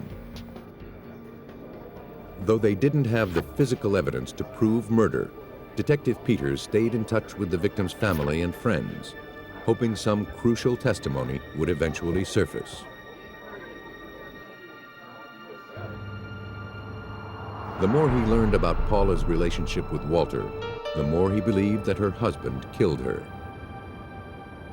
A number of letters Paula had written to friends and family spoke of Walter's abuse. She told friends that Walter actually showed her the bullets that would end her life. Just days before her death, she wrote, "I feel like I am going to be murdered."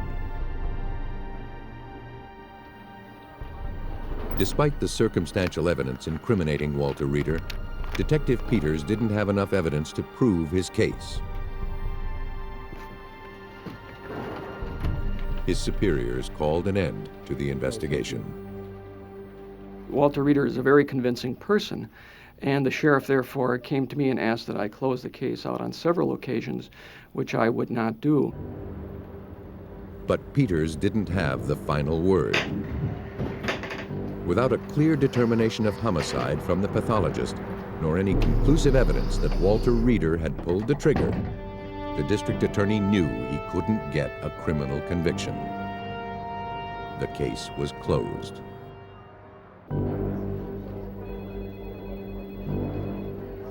In rural Wisconsin, more than a year after her mysterious death, the Paula Reeder case was revisited. Newly elected Sheriff Stephen Fitzgerald met with Detective Peters. Ken never felt comfortable with the suicide closure of this case and had always suspected that Mr. Reeder was more involved in this than we actually thought from the initial investigation. Although the sheriff reopened the murder investigation, his department still lacked the evidence they needed to move the case forward.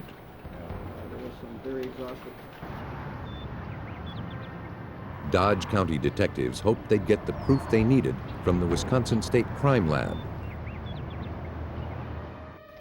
They scheduled a visit with forensic scientist Ken Olson. So we asked that they bring the photos of the crime scene, the gun, the plastic that was recovered from the victim's head, and her clothing. So they brought that stuff out, and we had a meeting and went over the case. The forensics team pored over the crime scene photographs, looking for some proof of murder in the blood spatter. Well, we don't want to. But as they studied the evidence, their attention quickly turned to the mysterious piece of plastic found on the murder bullet. This plastic has a dome shape to it, like bubble pack does. One of the scientists offhandedly observed that its domed shape resembled bubble wrap. Yeah. At just the same moment, a colleague made a pivotal discovery. Yeah. He had been carefully scrutinizing a photograph of the closet where the gun was stored.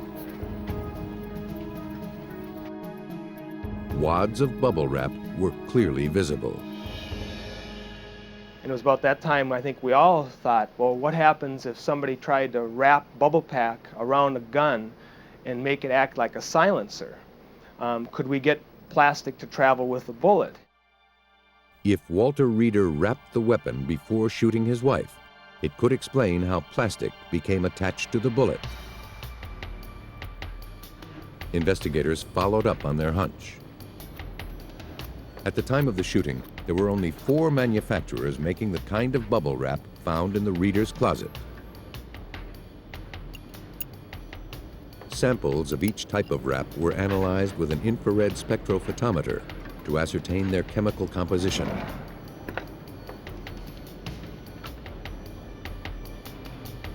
They compared these results with the plastic recovered from the victim.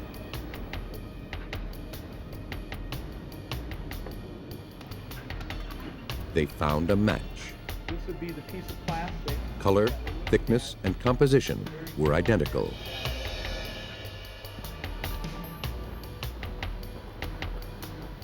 Hoping to prove that the plastic could travel with the bullet, technicians fashioned a silencer made of this particular bubble wrap.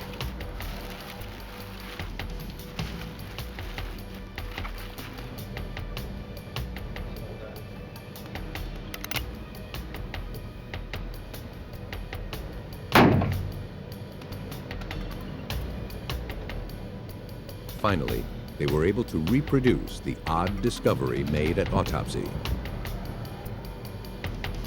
The bubble wrap silencer explained how the square of plastic adhered to the bullet.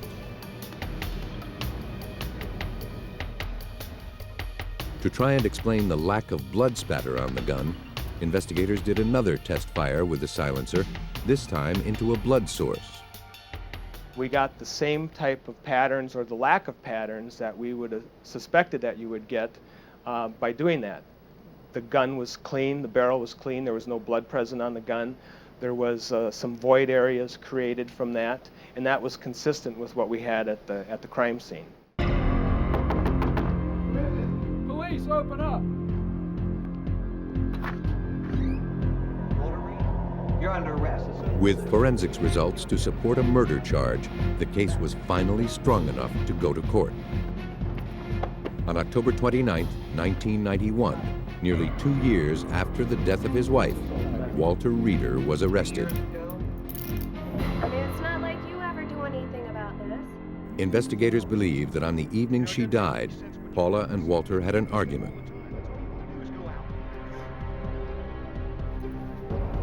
Walter, angry that his wife was going to leave him, decided to end the marriage on his terms. Why you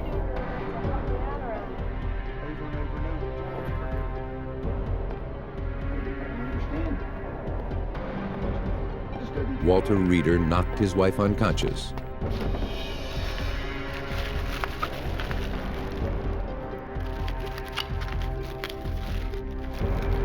He wrapped the weapon in plastic, placed it against his wife's head, and fired.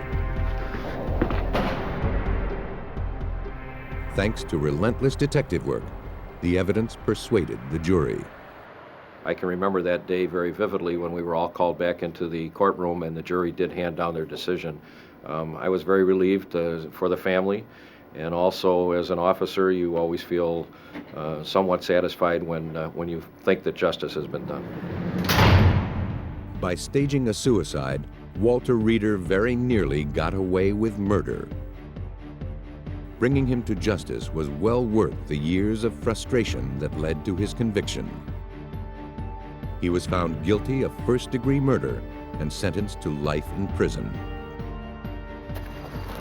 Clever criminals try to stay one step ahead of police by concealing their tracks. But science gives law enforcement a jump start in their pursuit, helping police track killers along the faintest trails of evidence.